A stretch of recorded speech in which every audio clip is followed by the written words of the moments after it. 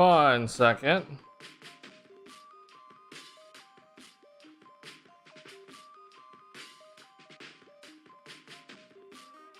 There we go. What the heck, man? My hair is just, for some reason, I don't know why it does that.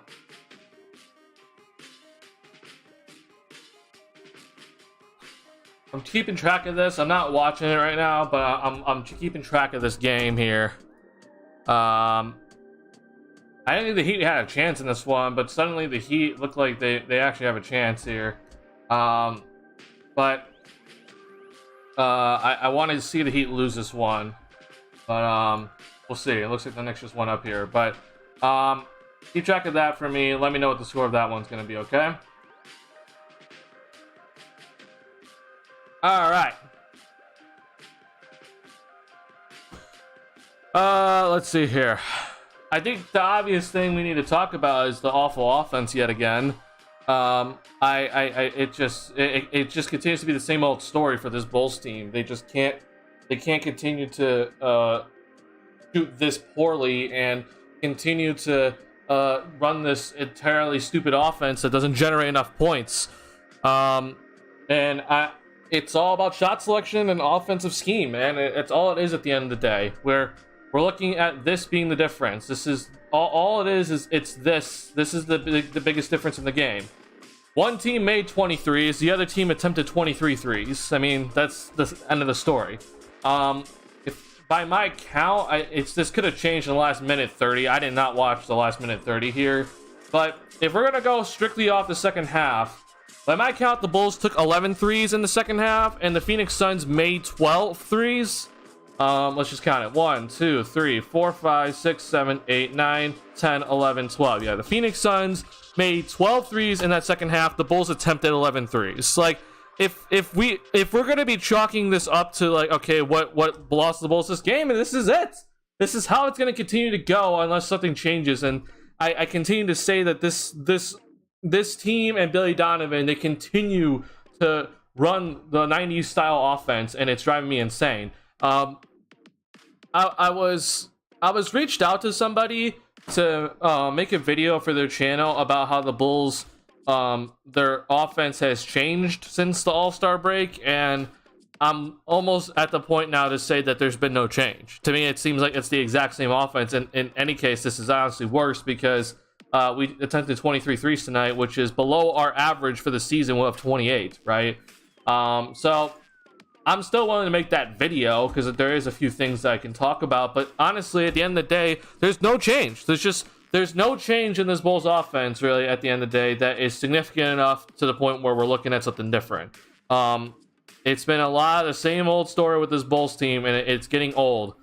This is a Phoenix Suns team, by the way, that I feel like they're full of mid-range shooters. They have Kevin Durant, Devin Booker, Chris Paul. These are three guys that are known to have a very good mid-range game. And you see here, like, yeah, they took mid-range shots. You know what they also did, though? They took 47 threes. So, like, I don't really want to hear that it's like, oh, DeMar DeRozan's on this team, and Nikola Vucevic, like, these two guys are mid-range guys, right? Like, to me, that doesn't matter at the end of the day.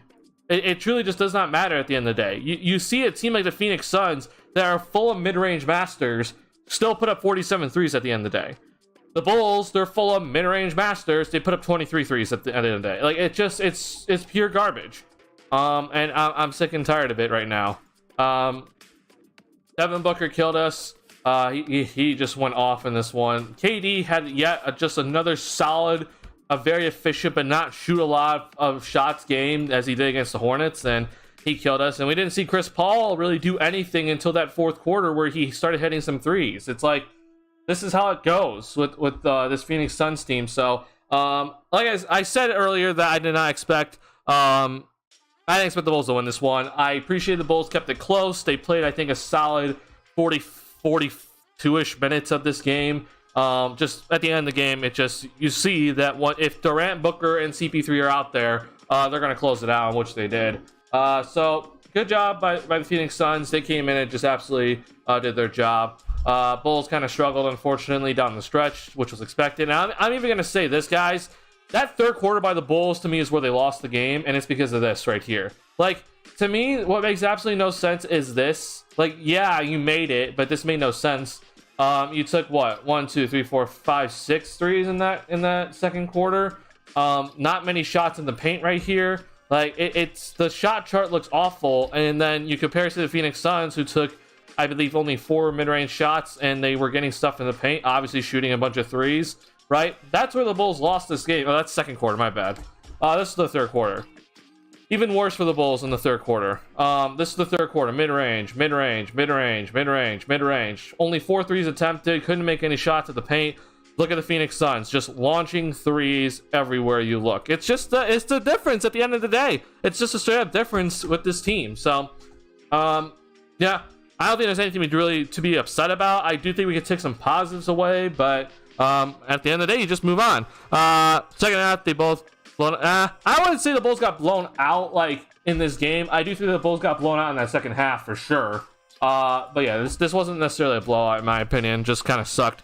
Bulls getting old real quick. They made as many threes as we shot. Yep. Welcome to the Chicago Bulls and Billy Donovan ran offense. It's so garbage. It's so stupid, and I'm sick and tired of it, honestly.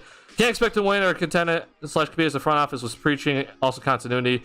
While sporting laps with 4 guards, 3 of them being point guard shooter where no one can play make, 2 out of the 4 can't shoot.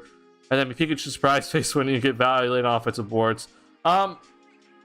So that first sentence that you're saying is like you're sporting the lineup of 4 guards, 3 of them being point guard / shooting guard.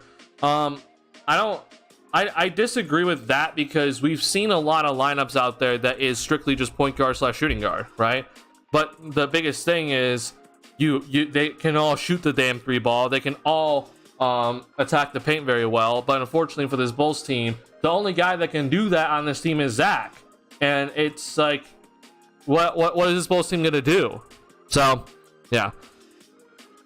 It was discussed to see in the double or triple team Zach LaVine and giving Vooch the Westbrook treatment, leaving him wide open at 3-point line or near 3-point line, high post. Yeah. So this the thing with, I don't know what it is about Vooch recently. Like Vooch has had a very solid year, but he's recently has not played well.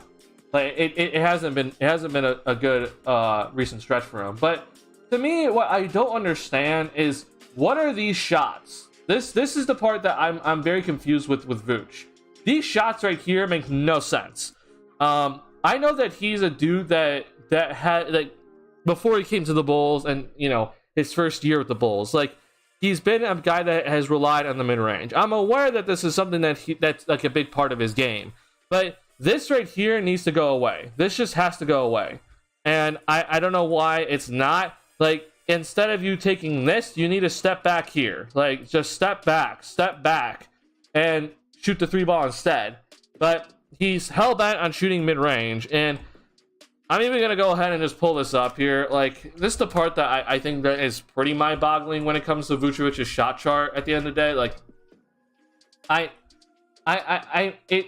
this is something that I thought that Vooch could, like, really work on before he, like, got here, right? And he just straight up really hasn't. So let's just keep this in mind. 292 3-point attempts by Vooch, okay? Now, keep in mind of some of this other stuff here. Like, this right here is partially mid-range, but I'm also going to pull up another shot chart here for you guys that shows you the big problem with Vucevic's shot chart and everything that he wants to shoot, right? Is it Savant? It might be gonna be Savant here. I'll find it in a second. But basically, though, when you take into account of every single shot that Vooch is taking, like, the dude has, in general, he is taking 195 shots at the rim, okay, which is already too low. That's not enough. Like, that's not enough shots here, right? And then he's taking 226 shots between 3 and 10 feet. That's too many. Like, he needs to get farther inside the paint. But then you see the amount of mid-range shots he's taking. This is too much already, okay?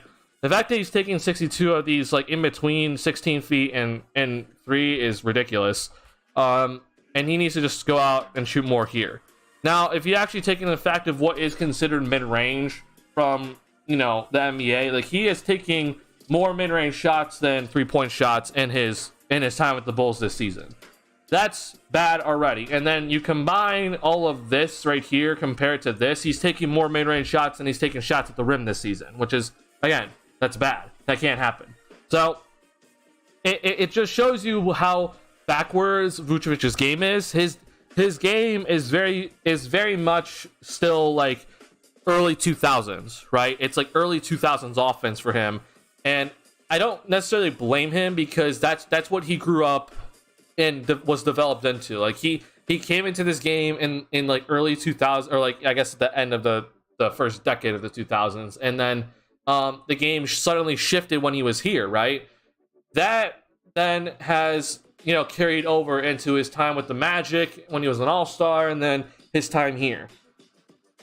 This is the part that needs to change with him because he just needs to be taking better shots for him to be more effective. Since his time with the Bulls, it's been going the other direction. Like it's been straight up just it's going backwards, right?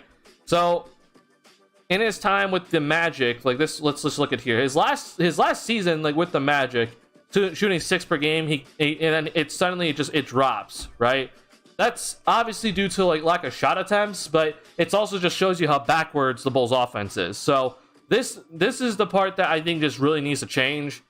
He's had a pretty solid season overall. His 3-point percentage is going down. It's down to 35%. It was at 38% earlier this year.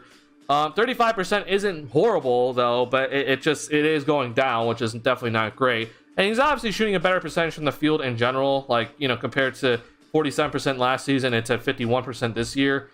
It just shows you though that it's still backwards. His game is backwards, and I thought that the Bulls, when they got him, could have done a lot better job molding him into that more modern style big. But we just haven't seen it, right? And it's truly annoying to kind of see that, like, we're never ever gonna see it, right? Because if you're not gonna be shooting the 3-ball, right, then he needs to at least be getting inside more, and it's not through the post, as I've been stating. Like, he needs to, if he's not gonna shoot the 3, he needs to get inside here more, which he can do that. And that's a lot on Billy Donovan and his stupid offense that he continues to run here. So yeah, it's upsetting just to kind of see overall. I started to feel bad with LaVine. Yeah, I'm starting to feel bad too, man, because you're seeing that Zach is being thrusted into this role where he's not allowed to be launching threes as he should, right?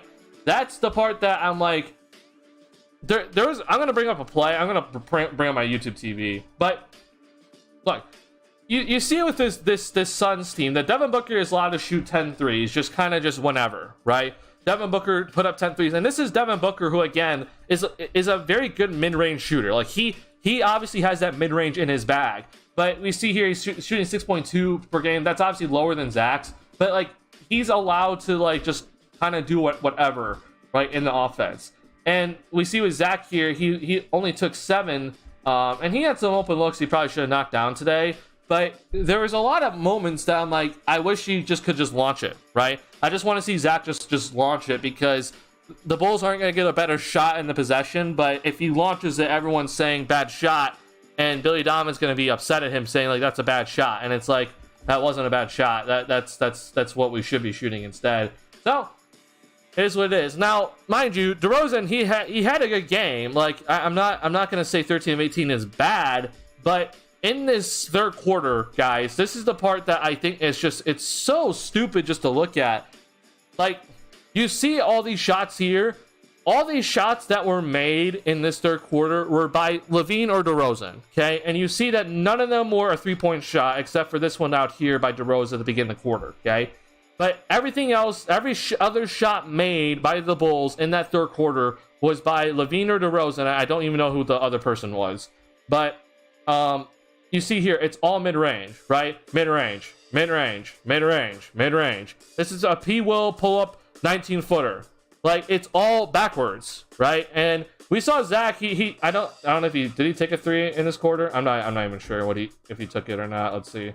So Zach did take a 3, and this was Iowa mystery, but like, this is backwards, right? This is all backwards. It's either you got to get into the paint or you got to shoot it from here, and we just didn't see that. This is the reason why I'm harping on this, because this right here was a bad quarter for the Bulls, and like we could say bad quarter defensively. Like I'm fine if you say that, but this was the reason why the Bulls lost this quarter. The Phoenix Suns were just putting up points in that third quarter, 34 points, okay? And you see how, right? Threes everywhere, inside. And yeah, they hit a few mid-range shots here and there, but it's all threes inside. And then the Bulls over here instead are shooting mid-range. It's like, this is why you lost that quarter. And this is the reason why. And there's nothing else to really say. And it's really stupid just to even talk about it, but we're talking about it.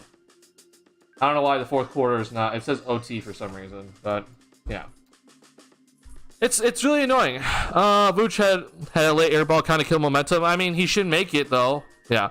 Focus way too much on mid range. Way too many people on the team take mid range. Yeah. Zach out of the big three at the shooting department takes 27% of his shots within 0 to 3 feet and 41% of his shots from three, kicking more modern than that. So here's what I'm gonna say, Box. I do think that Zach in general takes too much mid range. I think that he does take too many mid range shots, and like I don't know what his exact percentages are, but I think NBA.com is a little bit better for this when it comes to kind of like defining mid range and that the amount of shots taking there. Let's see. Let's go to player stats and we'll go from there. Actually, I'll just go to the Bulls and we'll go off of that. Let's see here. So when it comes to Zach, like I'm still a little bit like he needs to do he needs to have a little bit better shot selection, but like he's not the issue, right? Like my biggest thing is like he's not the one that is shooting the wrong shots. Like his entire shot chart is overall pretty solid, right?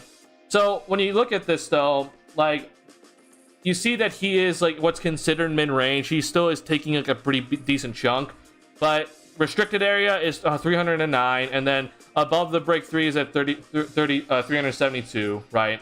And I guess just to kind of make this a little bit easier on us, like you're seeing that there is still a little bit too much of this area for him, but most of his shots do come from the areas that we want, right?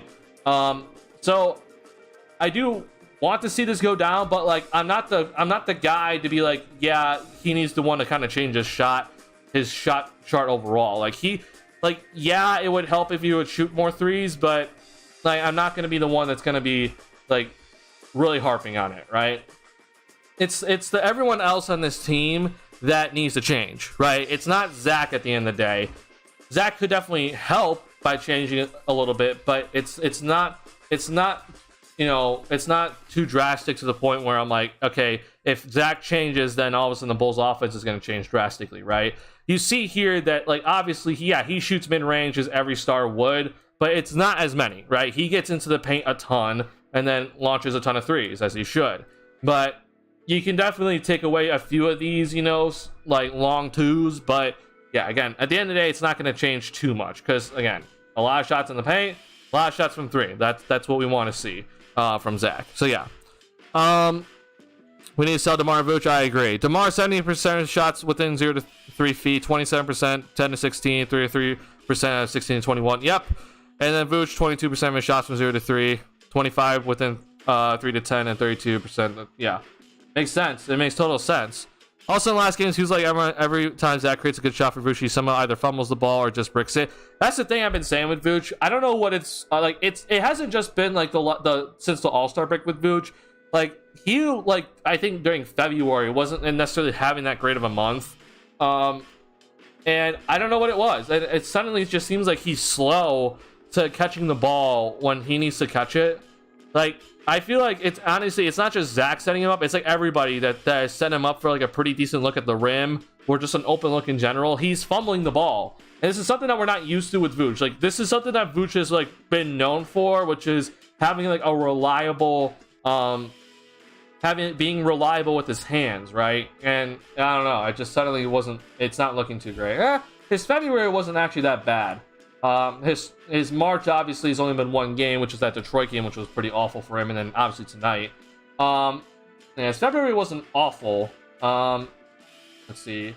His shooting though has been pretty awful from three, but everything else has been fine. So I don't know, man. I think Vooch just, since the All-Star break, he's been kind of fumbling the ball, and February his shooting touch is kind of just gone. So get inside, run the pick and roll with him, and I think that fixes a lot. We do little things wrong, like it's unacceptable to get a 24-second call in a pro level basketball, as well as Vooch airballing a three. Yeah. Wide open three, not contested. So yeah, that was a wide open three by Vooch. He just flat out missed it. So I don't know, man. It's pretty rough. That fourth quarter just shows you again. It's just a bad offense. It's terrible offense. Nothing's being created. You see how the Phoenix Suns, they load up the elbows and they're basically saying like, you're not taking that shot, DeRozan, and so you're putting on everyone else to try to create something, but they're not going to shoot the three ball. So end up taking a poor shot yet again. Like that's the unfortunate reality right now with this Bulls offense. So nothing new, honestly. Like this isn't new. I've been saying this for a long time, and it continues to be an issue. So yeah, I'm hoping for changes, man. Come off season, I'm praying to God that we see some better changes in the off season, because my God, does this Bulls team need it? And look, man, Billy Donovan, if you're truly a player's coach and the front office changes this to be a more modern style offense, then you got to listen to the players, right? I know that Billy's not going anywhere, but I would hope then if the front office makes some serious changes, then the coach is going to look at it differently. We've also kind of officially abolished power forward position. We got none of them. We use wings, guards as power forwards for the name of everything that's holy. So, like I said, like I'm fine if there's a lineup out there of just point guards and shooting guards. Like if 1 through 4 is point guard or shooting guards, to me that's fine. Like that's modern day basketball. There's nothing wrong with that. But the issue is we have guys out there that don't shoot threes. They don't play hard in transition. They don't attack the paint hard enough, and it's backwards, right? If you're gonna play small, as Billy Donovan does constantly, right, then the guys that you put at that power forward, they have to shoot the three ball effectively, they have to get out in transition effectively, and they have to attack the paint effectively. But instead, though, you were playing guys there like Derrick Jones Jr., DeMar DeRozan, Javonte Green, Alex Caruso, and besides DeMar, right, none of those guys can make shots, and all of them don't shoot the three ball. If you're going to run small, you have to be able to shoot that three ball consistently, and we don't have that there. So blame it on front office, blame it on Donovan. I don't care which one you want to do, because you can be like, well, Donovan should be running that lineup out there anyway. But it's also, in my opinion, just on the front office that all these small ball fours, they don't fit the small ball archetype, right? They're not really small ball, they're just small, right? It's straight up just a small forward out there, and it's not resulting into anything positive, right? No playmaking from our point guards and no power forwards. We got 3 people total that can shoot the ball, and we not a single playmaking point guard. Yeah, and here's the thing, Box. I'm even gonna say this: even if Lonzo Ball's out there, I'm gonna say that there's no playmaking point guard, right? Because if he's out there, he instead is the shooter that this Bulls team needs, because he shoots the three ball. So yeah, it shows you that there's lack of playmaking, obviously, and then power forwards out there, they're not small ball power forwards. Zach, Kobe, Pebo, and Vooch, and the people that can shoot. Yep, that's it. But here's the thing, though, guys. Like, I'm aware that those are like the only guys that can shoot on this team, or like at least the guys that can at least be an average shooter, right? The thing is, though, is like, for example, Alex Caruso is not on that list, but we look at his numbers, right? He doesn't shoot enough threes. He needs to be shooting threes, right? The dude shoots 37% from 3-point range. He needs to shoot threes. He shoots 2 a game. Like, I don't care that Alex Caruso is not that good of a shooter. Hell, if he shoots 5 threes per game, I know that percentage is going to go down. I know it's going to go down. But it's at the end of the day, it's better offense, right? If he shoots that shot, it's better offense. Instead of Patrick Williams taking a mid-range shot, I would much rather see Alex Caruso just take the three. Like, that's how it's supposed to go. So, yeah, Alex Caruso isn't known for being a shooter, but if he just shot the three more, like, yeah, he's not going to be shooting 37%, but it's better offense. It's just overall better. And then even a guy like Ayo Dosunmu, who is not shooting the three ball well at all this season, I know he's shooting 31%, but if he just shot it more instead of 2 per game, this Bulls team would just have better offense. There was a play at the end of the first quarter or I think it was end of first quarter, where Ayo Dosunmu got the ball from DeMar DeRozan, and it was 1 second left on the shot clock. But instead of Ayo shooting that shot, he decided to fake the three and drove, and at that point, it was already a shot clock violation. Like, that's the issue with this Bulls team. You can't do that if you're Ayo, but to me, I think that just shows you a bigger issue that Ayo's already trained to not launch that three ball, right? That to me is the biggest thing. If Billy Donovan is telling these guys to actually shoot the ball, then Ayo would have taken that shot. But so far, what I've seen is that Ayo's not being trained to shoot that ball when he's open. Billy Donovan says in press conferences all the time that he's like, I want to see guys shoot more threes because I think that some of these turnovers that we're having is because we don't take the three ball and we're hesitant. Like, okay, well, if that's the case, then why are these guys hesitating still? There's still too many catch and think opportunities, or too many catch and think possessions for this Bulls team, where Ayo, P. Will, Alex Caruso, others, they just kind of catch the ball at the three-point line and just kind of think there. They don't shoot the ball. So I truly don't know what it is at the end of the day. To me, again, I don't think Billy Donovan's actually telling these guys to shoot it, or at least he's failed to do so. So blame it at whatever. Even though Drummond missed those dunks, I still wish he was in longer for rebounding. Yeah, I agree with that. I think that, as I've said this multiple times on this channel, I don't think Vucevic is that good of a rebounder. Like, I'm aware that Vucevic is going to consistently get close to like a double-double or a double-double every single night. But to me, it's just because that I think that he is just the biggest player out there, that he's just going to get those boards. Like, there's the Bulls, they play small. You're not going to see anyone else contest him for those rebounds. So, hence, he gets a ton of rebounds. Drummond being out there, to me, at least, I know with Drummond that he's not going to be shooting a mid-range shot, right? And he's obviously not going to be shooting a three. He's going to be taking those dunks, which he obviously missed, which, to me, though, I can kind of live with it if at least he's attacking that basket. But Drummond is the best rebounder on this team. I do think that if he was kind of left in there in certain other possessions, like when Jock Landale was mostly out there, it would have been looked a little bit better for this Bulls team, because it wasn't just obviously the Bulls having issues with the three-point attempts. The Phoenix Suns, they got 13 offensive rebounds, and that, I don't even know how many second chance points it was, but it killed the Bulls in second chance points. They had 20. The Bulls have 18, but still can't give a 20 second chance points. So yeah, at the end of the day, it's everything's just going wrong with this team. Let's see there.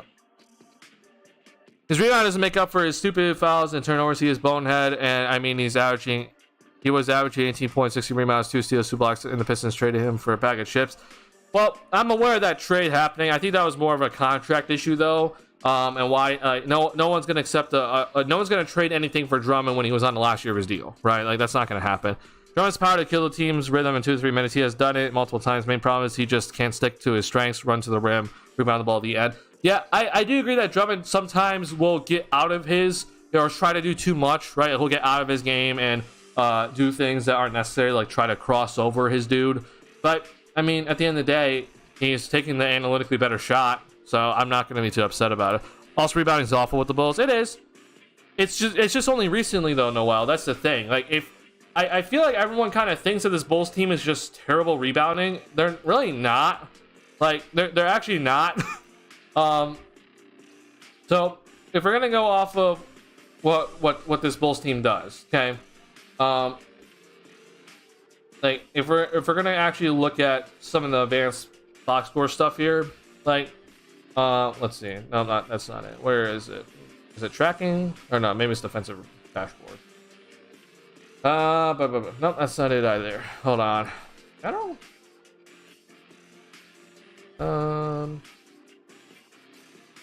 I'll find this in a second, but oh, it's advanced. There we go. So when we look at defensive rebounding percentage, the Bulls are up here. Okay, like the Bulls at this season have been the third best defensive rebounding team in terms of defensive rebounding percentage. Okay, like I'm aware that like, in recent games, obviously the Raptors game and then obviously this game, the Bulls have been giving up way too many second chance points. But I do think, though, as I said, that it's a big reason is because of that lineup change. You took out Ayo Dosunmu for Patrick Beverley. You lost 2 inches and probably 6 inches of wingspan. And then you took out Alex Caruso, or you took out Patrick Williams for Alex Caruso. I know P. Will is back in the starting lineup today, but either way, P. Will is getting less minutes, right? It's not like Patrick Williams is playing a ton now with this lineup change. How many minutes did he get tonight? He got 28. It's not around, I guess, around the same.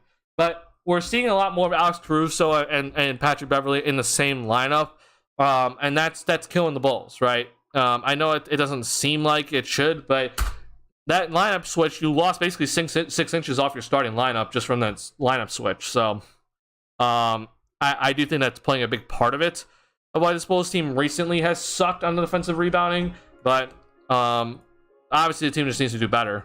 Yeah.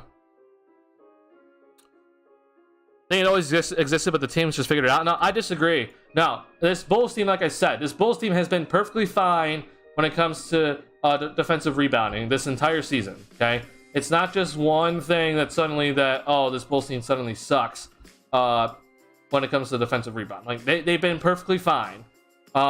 It's just the lineup switch, in my opinion, has resulted in this chaos where the Bulls are giving up way too many offensive rebounds. I think that's literally it. I do think that also Vucevic not playing well has kind of done some of this too, where he's not engaged and he's not really trying and boxing out anymore. So maybe there's that going on too. But yeah, this has been fine all season. This isn't an issue, but because the lineup switch, it's then become an issue. So I don't know what Billy Donovan's going to do about it. He can't just say, though, the guys got to do better. Like, that's just wrong. The guys have done perfectly fine, and they're hustling out there and doing their best. When you are playing that small lineup, you're going to get killed on offensive glass. It's just how it's going to go. And Billy Donovan is just like, okay, I guess we're going to do that, and then also not shoot threes and not play in transition and not get paint points. Like, that's the thing. If you're going to play small, you sacrifice size for an obvious reason. The Bulls aren't taking advantage of that lack of size. Like, there's ways that you can take advantage of it, and they're just not doing it. So, just shows you, Billy Donovan. Yeah, it's truly just been a big overall problem. Now, overall rebounding percentage, the Bulls are down here. So, if maybe that's what you want to say. I think, though, that this accounts for offensive rebounding as well, and the Bulls just don't offensive rebound, right? So, at the end of the day, as you can see here, the Bulls are down here in terms of offensive rebounding percentage. That's the reason why rebounding percentage is this low, right? So, again, defensive rebounding, the Bulls have been just fine. Like, they're legit up with 2 teams in the top of the Eastern Conference. It's just recent stuff, right? Let's see here. Let's put the ball on the floor, dribble, try to make some crazy pass there, and opponent team fast break waiting to happen. Oh, no, I agree. I mean, I don't want Drummond here next season. I'll say that. But if Vooch is going to continue to shoot mid-range and not rebound effectively, then I'm rolling with the dude that's going to be analytically more efficient. Else probably is the worst touch around the rim amongst bigs or something. I agree. Defensive rating also correlates with defense rebounding, right? We are top 5 defense, so doesn't that make us have more opportunities at getting defensive rebounding? Sure, but at the end of the day, if we're getting all these misses, then it's the opponent has the same amount of opportunities to get the offensive rebounding, right? So if anything, opponents have more of a chance to get the offensive rebound. So it doesn't really matter at the end of the day. It shows you that this Bulls team, even with a great defensive rating, they've been able to secure the rebound a really good amount of times, right? It just recently has been the issue, and we got that small lineup out there that's killing us. I also think that DeRozan's not healthy, and Vooch just doesn't look great. So a lot of factors going into it. So I don't know at the end of the day. You could say it's lack of effort. I'm not going to say it's lack of effort, honestly. I think the guys are trying. It's just that we're playing small. And I guess if you're gonna say, Noel, that the opponents have figured this out, well, the opponents have figured out if you just play big, you're gonna kill the Bulls on the offensive glass. So if they can't score on us in the initial possession, then just get a bunch of offensive rebounds and you're gonna beat this team. So I guess that's kind of the way that the teams are figuring out. I just don't think that it's like lack of effort. Like, if you're gonna tell me that the Bulls are lacking effort on the defensive rebounding, I'm just gonna straight up disagree with you. I think the Bulls do a fantastic job of trying to box out as many guys as possible. But guess what? When you play small, you're gonna get offensive. You're gonna lose the rebounding battle. So I think that's what's more happening.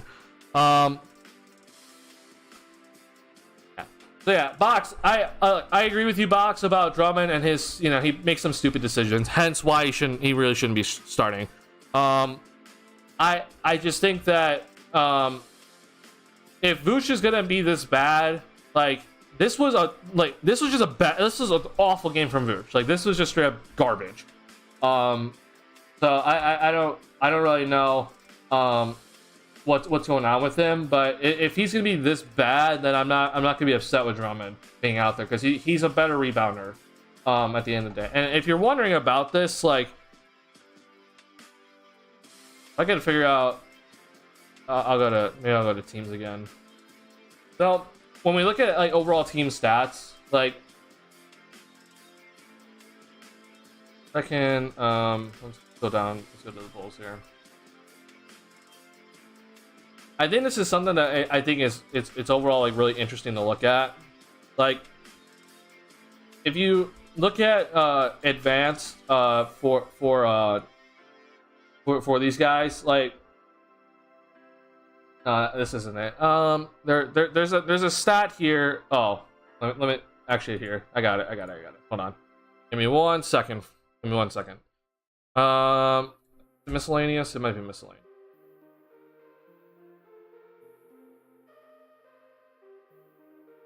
Sorry. Hold on. I'm looking for this, but I'm not necessarily finding it. Hold on.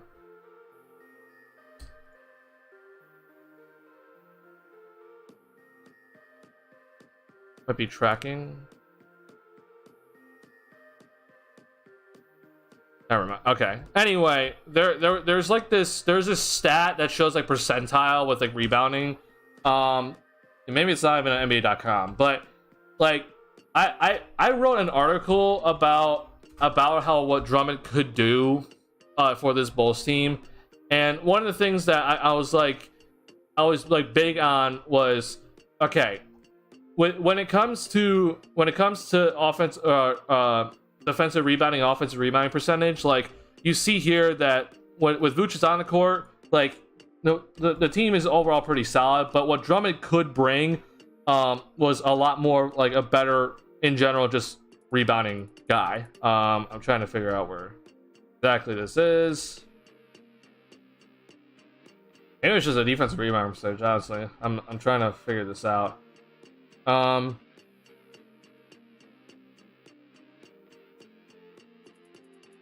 Okay, here we go. So Drummond in the offensive rebounding percentage was 15%. Defensive was 30.5, right? And then I believe with Vucevic it was much lower than this. It was something along those lines. Like Vucevic individually was like lower in terms of just defensive rebounding percentage. And Drummond was just much higher. But I'm trying to figure out, there's like a rebounding percentile. Maybe this will do it.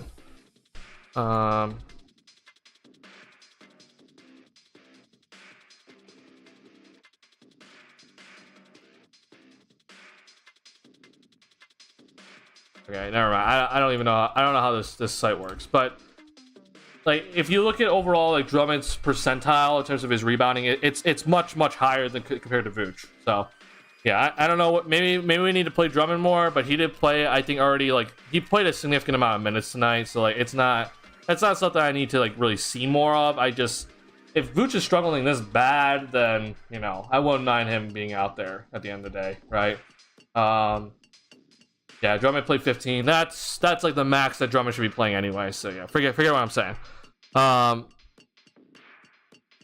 Playing a small lineup doesn't make sense for Chicago. It's a walking contradiction when you go small if you can't shoot or score because losing a rebounding battle is a given. Yeah, I agree. Do you remember Drummond rebounding his own misses tons of times? Is there a stat for this? How many offensive rebounds coming from his own missed shots? Well, I mean, obviously there's that, but I'm talking about defensive rebounding only. Like, just it's straight up like his defensive rebounding is just much like it's much better than Vooch's. Like it's just much better.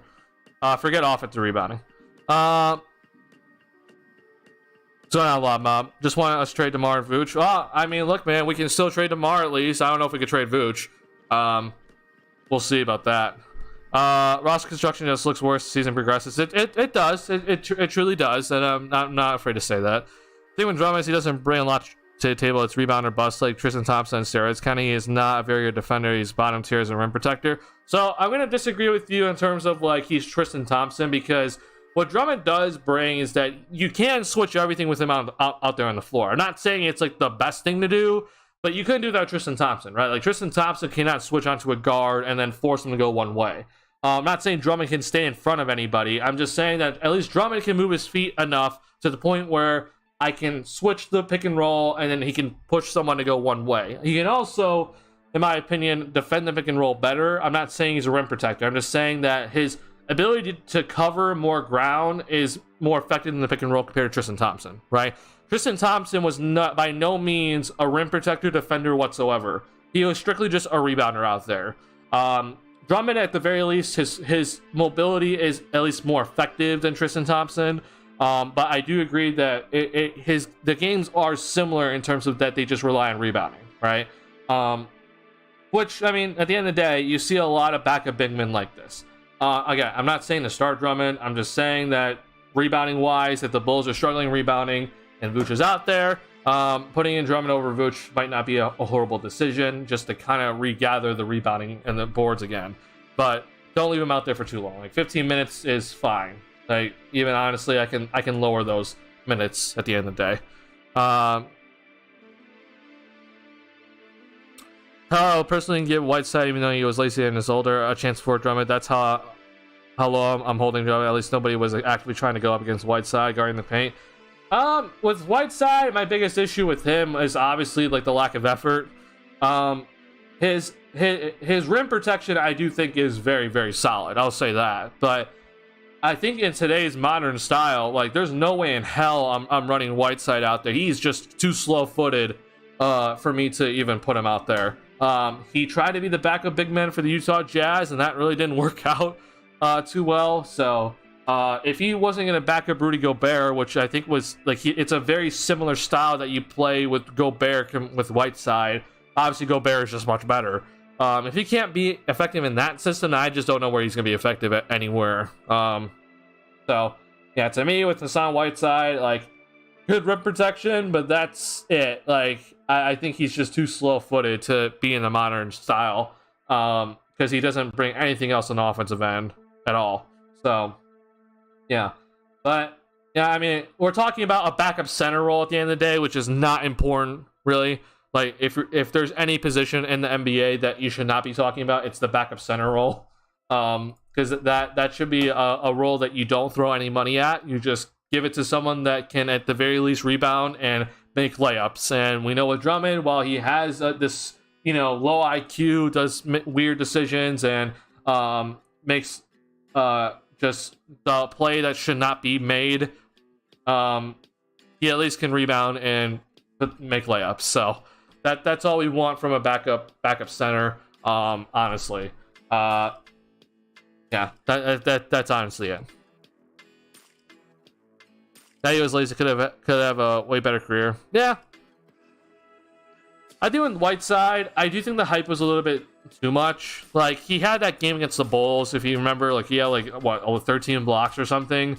Like that was a great game for him, and I think everyone's like, "Oh my God, we got the next defensive player of the year on our hands." But I think what people just did not realize is that he did not bring anything offensively. Like it was just screen, and then someone else had to set him up. And when you're playing with a Dwayne Wade, right? Like that obviously helps you. So doesn't bring anything else, and that's okay. He knows what he can do offensively, and that's either rim run or crash offensive boards. And I remember him trying weird, crazy-ish. Well, my thing also is that the laziness would go on the offensive end, where he would not set the screen very hard. Like, he'll just kind of set the screen, and then he won't look to offensive rebound. Like, he'll just kind of just stand there, you know? I thought the laziness was both ways. But he got paid. I mean, the dude got $100 million, so he I guess maybe I'm wrong, but he got his money. I guess you're right that he didn't really make the stupid play. But, yeah. I meant man was a low second round draft pick that was fighting in the G League for a year. I managed to become a legit NBA star that even had one all defensive lineup. Yeah, I mean, that's for sure impressive, for sure. I just think that when, like, he got to the point when he got paid that he was like, I want touches, like I want to be scoring 20 plus points per game. And when he didn't get those, he didn't try, right? He just was kind of out there. So I for him, I think that's more so of him not understanding the type of player that he was. And if his motor needs to be turned on because he or due to touches, like, there's something wrong with that mentality. Like, that just can't be the case for someone with his defensive capabilities. But yeah, I mean, look, man, I'm not complaining about the Drummond pickup. He's gonna be gone next season. Like, I'm waiting for him just to decline that player option and just leave. So that's that at the end of the day. All right, couple things that we need to look over here. So one player that is we'll see if anything happens here, but Carlik Jones was just signed like right before the game started. Shams tweeted out that Carlik Jones was signed for the rest of the season. I did say on my stream and also tweeted out that just to watch for it, right? That maybe the Bulls just give Carlik Jones an NBA contract as for the 15th roster spot. I'm fine with this deal. I thought that Carlik Jones 100% deserved it. The dude has had a fantastic year in the G League. He also played very well in the Summer League. And obviously he got the two-way contract because of it. He was on the Bulls G League and then got the two-way contract. So yeah, just impressive stuff from Carlik Jones. Now, I don't know what the exact details are of the contract. It just looks like he's signed for the rest of the season, which is fine. I just hope then the Bulls are going to be able to bring him back next season, because I do think that was I do think that he deserves a roster spot, and I'd like him on the Bulls at the very least, because I know that he can make very effectively. Not start, obviously, but he maybe is a bench role next season that could help out this Bulls team as a playmaking type point guard that can also score effectively around the rim, which is something that we don't have on this team. We don't really have a guard that can get downhill, or I should say mostly specifically a point guard that can get downhill, attack the paint, penetrate the paint, collapse the defense, and then either score or kick it back out. So I look to keep Carlik Jones and see if I can bring him back next season, but who knows? He's for sure getting an NBA contract. That there's no doubt in my mind he's getting an NBA contract. I just don't know from where. Bulls were gonna have the non-Bird right exception, so they'll have a little bit of a chance to re-sign him, but we'll see. Now, that's one move, but biggest thing here is just I need it. To me, the biggest thing is get DeRozan out of here. Drummond's not going to re-sign. We'll see about Derrick Jones Jr. I wouldn't mind bringing him back for this much money. But if that's it, right, then you have Vooch gone, Kobe White gone. You bring back Ayo probably. But then Javante's probably gone as well down here. So, like, he's gone. So there's a lot of potential moves to be made this coming offseason. But you're also seeing the potential problem where the Bulls just bring everyone back, right? Because AK said he wants to re-sign Vooch. Okay, he comes back. Then re-sign Kobe. He comes back. And then Ayo's obviously going to be brought back, and maybe Javonte Green too. To me, I'm fine letting Javonte Green go. As much as I love Javonte, he can just go. I think that it'd be just better if the Bulls just let him go. Kobe's a guy that I'm kind of trying to figure out. We talked last stream about what sort of contract he could get. I'm willing to give him like 10 to 12-ish million, right? We'll see what his market is, but I'm letting him test the market. But to me, Vooch has to go. Like, Vooch has to just get out of here, in my opinion. I'm willing to bring back Ayo for like pretty cheap. because I don't think he's going to get that much money. It's going to be around 8 million ish. I'd be surprised if it's any more than that. But as I said, we have other options to at least get this team gone. So Vooch, in my opinion, is gone. Javante's gone. Now I can lose Andre Drummond. We'll see about Marco. His stuff, his contract's non-guaranteed, so maybe Marco can be gone too. But just by doing this, right? Let's just say Derrick Jones Jr. is also allowed to go. We're looking at already 4 roster spots that can be filled, right? Just through this alone. Now,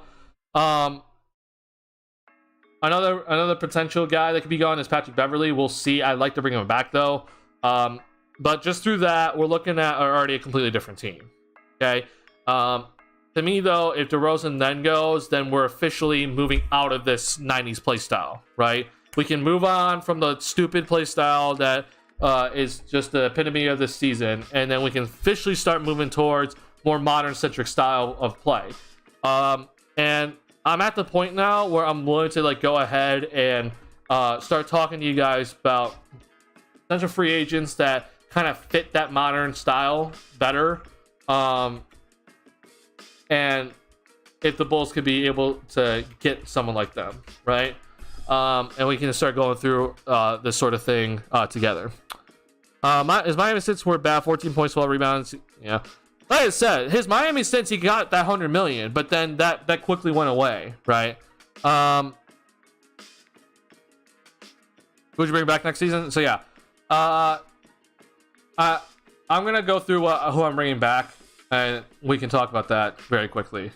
You can show any of what you showed in the G League. The Bulls might have something. Here's the funny thing based on what you said. With all the talk about Bulls don't need to blow up this roster. This roster is going to be completely different next year regardless.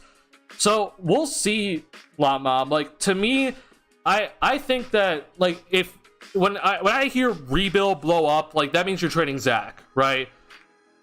That to me is a much different thing compared to just we're redoing the roster, right? Like if you're trading Zach, you're trading Lonzo, you're trading Caruso, right? That to me would signal like full out blow up, core, everybody gone, right? Now I do agree though that this roster should look a lot different next season though. So to me, that's the biggest thing. I need to see that. Who can we pick up though? Lopez, Pirtle, Plumlee, all are unrestricted free agents that could start. But I think Lopez resigns with the Bucks, but there are not a lot of options to replace Vooch this offseason. Oh, I agree. I don't think there are a lot of options. That's the reason why I'm trying to go through this with you guys. But yeah. So here's the guys that to me need to come back. Zach is for sure back. He needs to be back next season. Sorry, let me scroll. I don't. Oh, hold on. All right, so Green is guys that should be back. Zach should be back. Lonzo's gonna be back. We don't have a choice. P. Will should be back. He's already brought back. And then to me, Io needs to be brought back because I do think that he can develop into more of like a more modern style type guy, right? And then I'm gonna go ahead and put Caruso here now. I can see this being changed later, but with Caruso, I'm fine with keeping him because then I could trade him later if necessary. But I'm fine just bringing him back. Now, if I didn't circle anybody, to me, or I forgot to put Beverly. If I didn't circle anybody, that means to me that they should be up in the air, right? Dalen Terry obviously is going to be here. Everyone else that I didn't circle, it should be up in the air. I think that there should be no guarantee that these guys are going to be here. But just by eliminating these guys that I don't have circled, it's a different play style for sure, right? Now, to me, the guys that for sure need to go, I'm going to put in red here. Vucevic needs to go. DeRozan, he needs to go, right? And then I'm going to just go ahead and say Javonte needs to go too. Now, when it comes to Drummond and Derrick Jones Jr., it relies a lot on their player option. If they accept it, I'm willing just to keep them around and trade them off somewhere else later. But they can start the season on this team. But I'm going to go ahead and circle Drummond as a red. He can just be gone. But Derrick Jones Jr., I'm fine with him staying.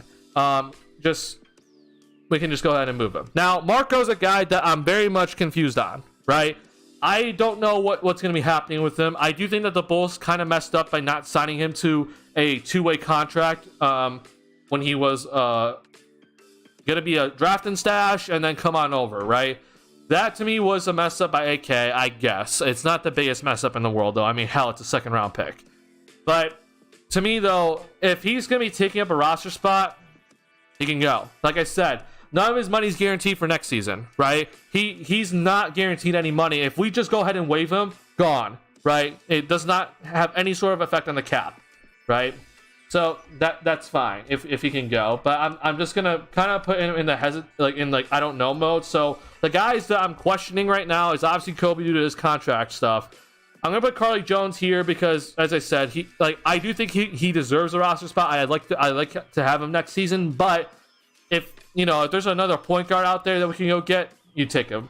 Marco is gonna be put in the yellow, so is Derek Jones Jr. Right, and Terry Taylor is also another guy that I don't know yet. So. This is it for next season from just this roster alone that we have currently. The guys in green you bring back. The guys in yellow, make a decision with them. It wouldn't be the end of the world if they're brought back, but the guys in red, they need to go. Okay? Go ahead and get these guys out of here.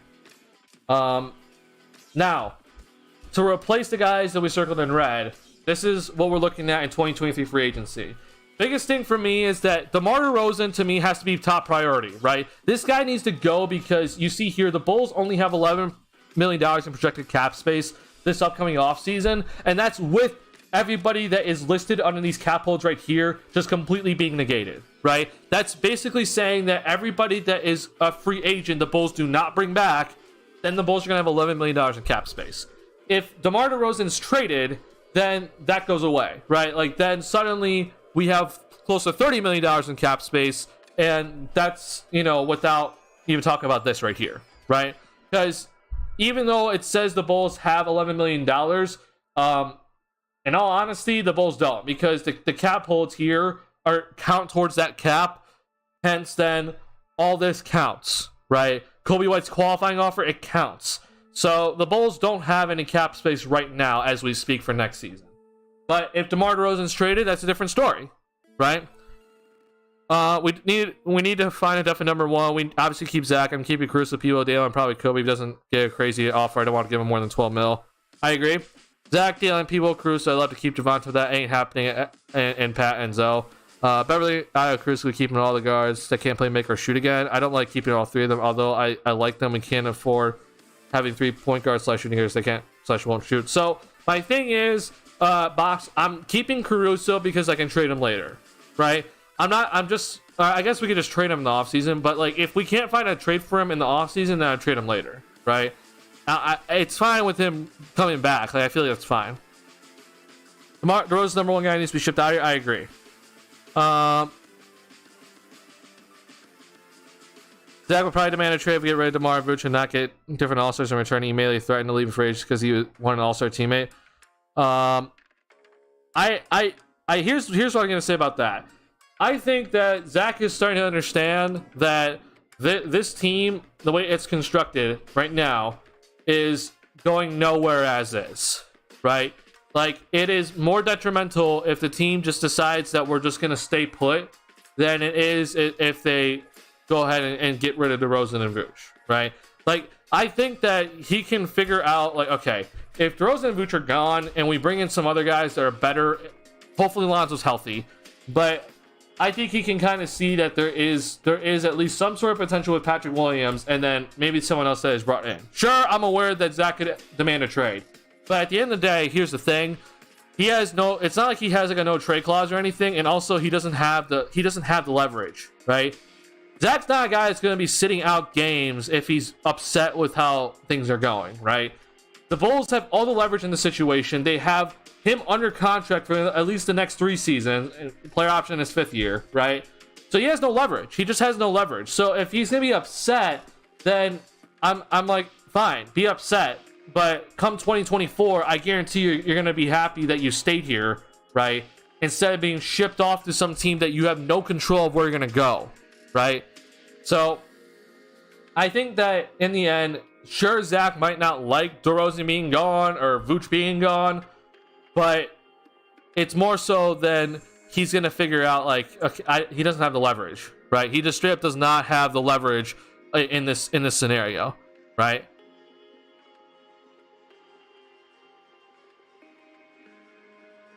So yeah, I just don't think that Zach has leverage in this. Like, sure, he can demand a trade, but to me, he has no leverage, right? Like, it's one thing if Kevin Durant is asking for a trade, but if this is Zach, it's a different story, right? And we even saw with Kevin Durant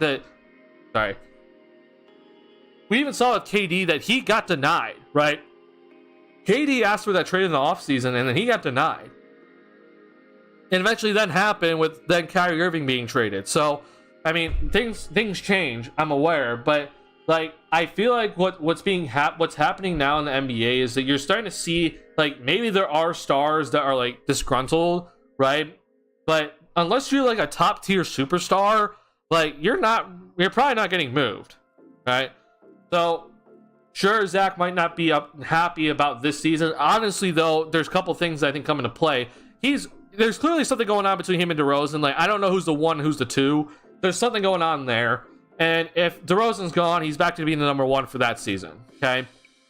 If there's that. But then number two, I think that come 2024, if the Bulls actually strike gold with their free agency, he doesn't want to get moved anymore. Like, I feel like that's something that's not going to just suddenly, that's not going to continue if he demands a trade in the 2023 offseason, right? It's not going to continue the rest of his Bulls tenure. So I'm willing to take the risk, personally. I think that he's seen that this season has sucked.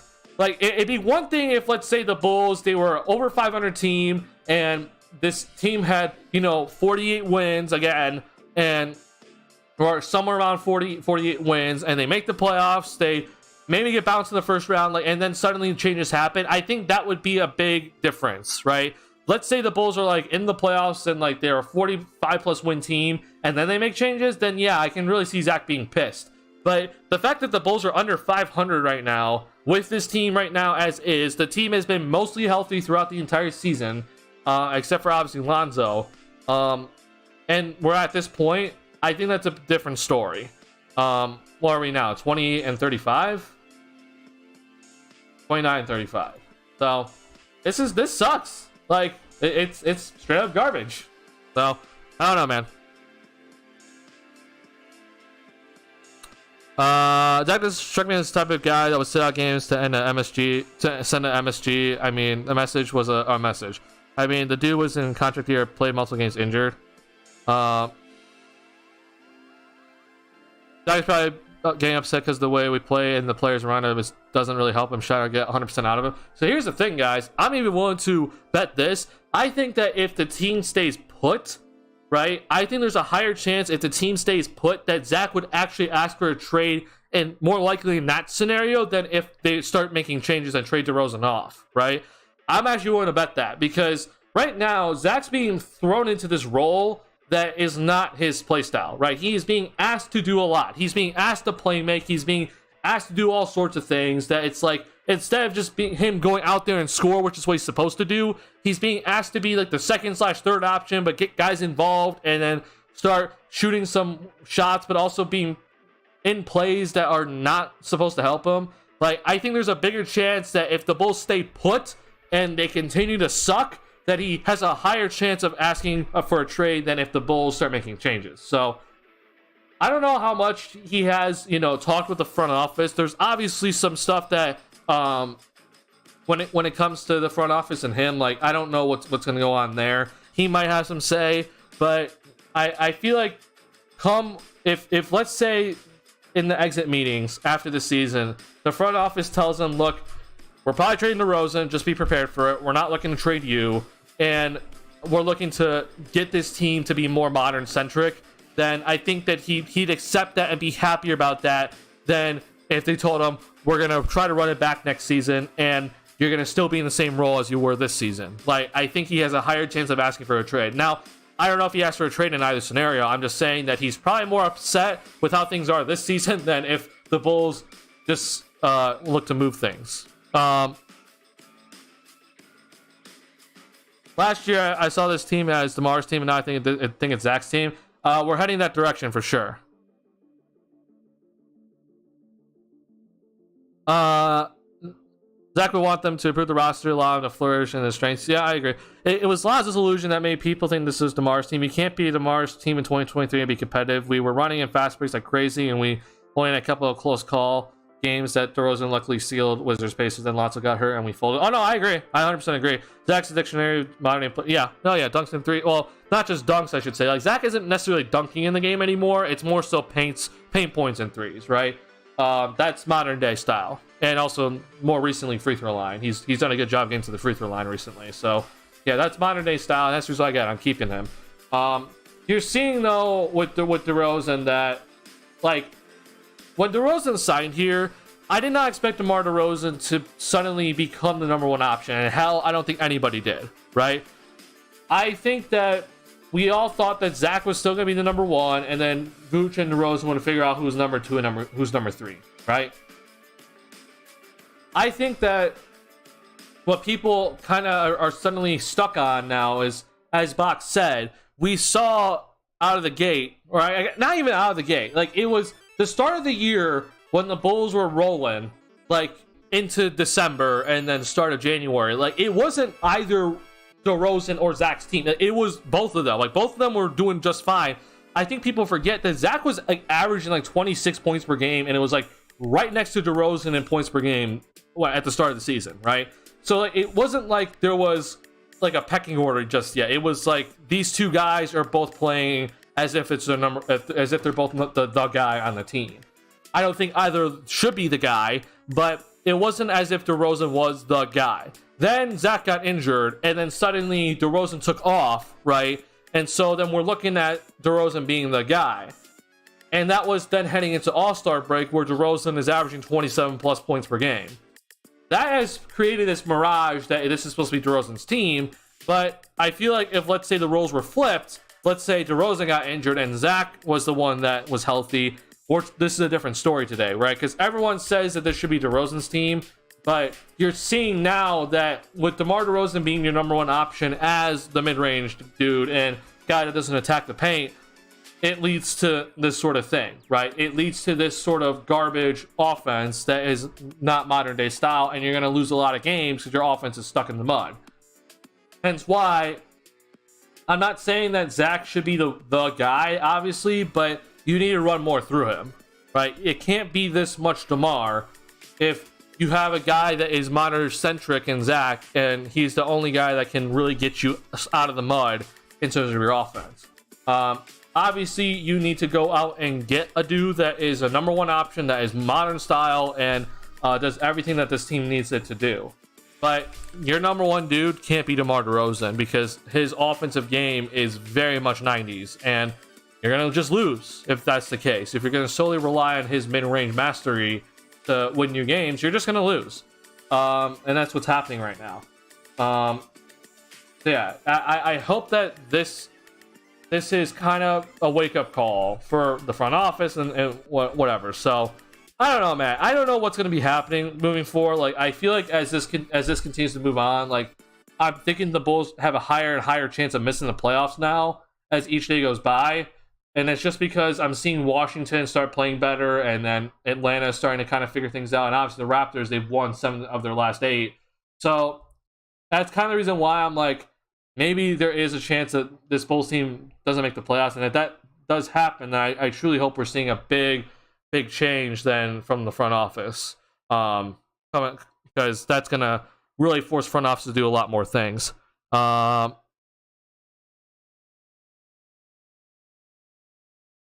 DeMar seems like a great dude, but nobody can convince me that any top 8 team trying to contend would give him a #1, #2, or #3 role as a star. He needs to accept the Carmelo Anthony role and come off the bench to lead the second stringers. I've seen him full multiple times in the playoffs during his prime years and become freaking Kyle Lowry's Robin, accept as a #1 or 1A, 1B, anything close to that. Well, I mean, I think this is one of the biggest things to kind of even look at is that Kawhi Leonard and DeMar DeRozan trade, right? Masai Ujiri pulled the trigger on that, and everyone's kind of like, you just gave up all this control over DeMar DeRozan. Like, he was under control for many, many years and was the guy in Toronto for Kawhi Leonard, who is on a 1-year contract and wants to leave and wants to go to LA, right? Like, I think that's kind of the biggest thing that kind of shows you what you need to do in the modern day style, because Masai Ujiri took that risk even knowing that Kawhi was, on that one-year contract, right? And said, I need the more modern day style player than DeMar DeRozan, even if it is for just one year, right? He was willing to take that risk, and it paid off, right? Now, I'm aware that Kawhi Leonard has a very good mid-range game, but the dude shoots the three ball. Like, that itself is just more modern, right? And he does a better job of getting to the basket still. So, like, yes, Kawhi shoots the mid-range, and as I've said, a mid-range game is always necessary at some point in the middle of a game. It's always necessary. But Kawhi Leonard is still modern style, right? And not only is he modern style on offense, that dude is modern style on defense. The dude can guard 1 through 4 easily. And is the definition of that versatility type player. So, yeah, I agree with you, Box. I'm in full agreement with you. Now, here's what I will say. I do think that maybe you can get away with DeMar DeRozan being your number 3. Like, I can kind of see that. But as you're saying, a number 1 or 2 is not going to happen. It's not. He's putting up these great numbers, and I applaud him for it. He's been a 2-time All-Star with the Bulls, and I don't think that's something to kind of just scoff over, but you're right, that if this is the guy that you're investing in and having him lead the charge, you're not going to go far. And that's just the case. I do think that is the unfortunate reality with him. My worst risk this team is we get stuck in a revolving door mid-season with the occasional playoff appearances. No, I agree, Patrick, but I feel like that idea of like we're gonna get stuck in the mid door of just occasional playoff appearances, and then next year maybe we don't make the playoffs. Like, I feel like if that's gonna continue, if we're stuck in the 90s, right? Like, to me, if this team doesn't ever change the way that it's supposed to play. Like, I don't care if you decide to rebuild. I don't care if you decide to go all in. You're not going to get past this mid-tier level of play, right? Hell, you can draft Victor Wembanyama, and you're still just going to be a garbage mid-tier team if you're going to be stuck in 90s basketball. So, to me, the biggest thing is get out of this first, right? And if we're ever going to get out of it, I would much rather see it when this team is not rebuilding, or at least attempt to start moving in that transition, because what I'm worried about next season is that this team is not going to get out of that modern day style, and it's like everyone's like, oh, we should have rebuild, but if we would have rebuild, we would have been in the exact same situation because we're stuck in the 90s style of play.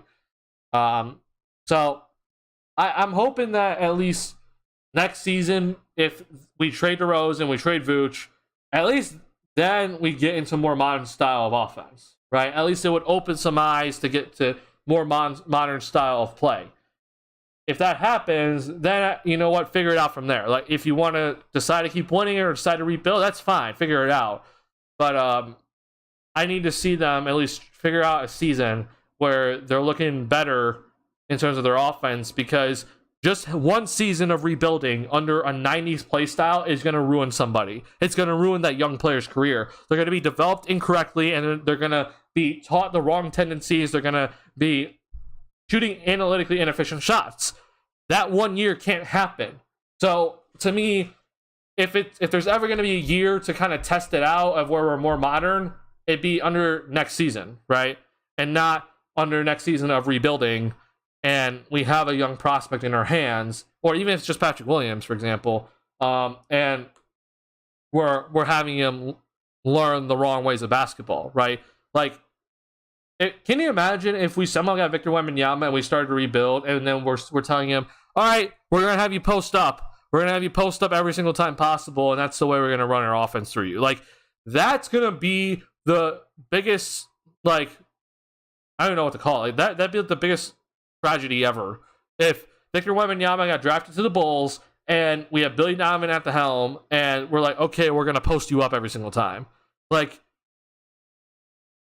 everybody in the Bulls franchise should be fined $1 million if that happened, because you're ruining a young kid's career.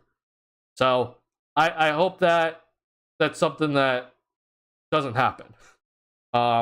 And this Bulls team should not hit that rebuilding button until we fix this modern style of offense, or fix this 90s style and get into a more modern style of offense.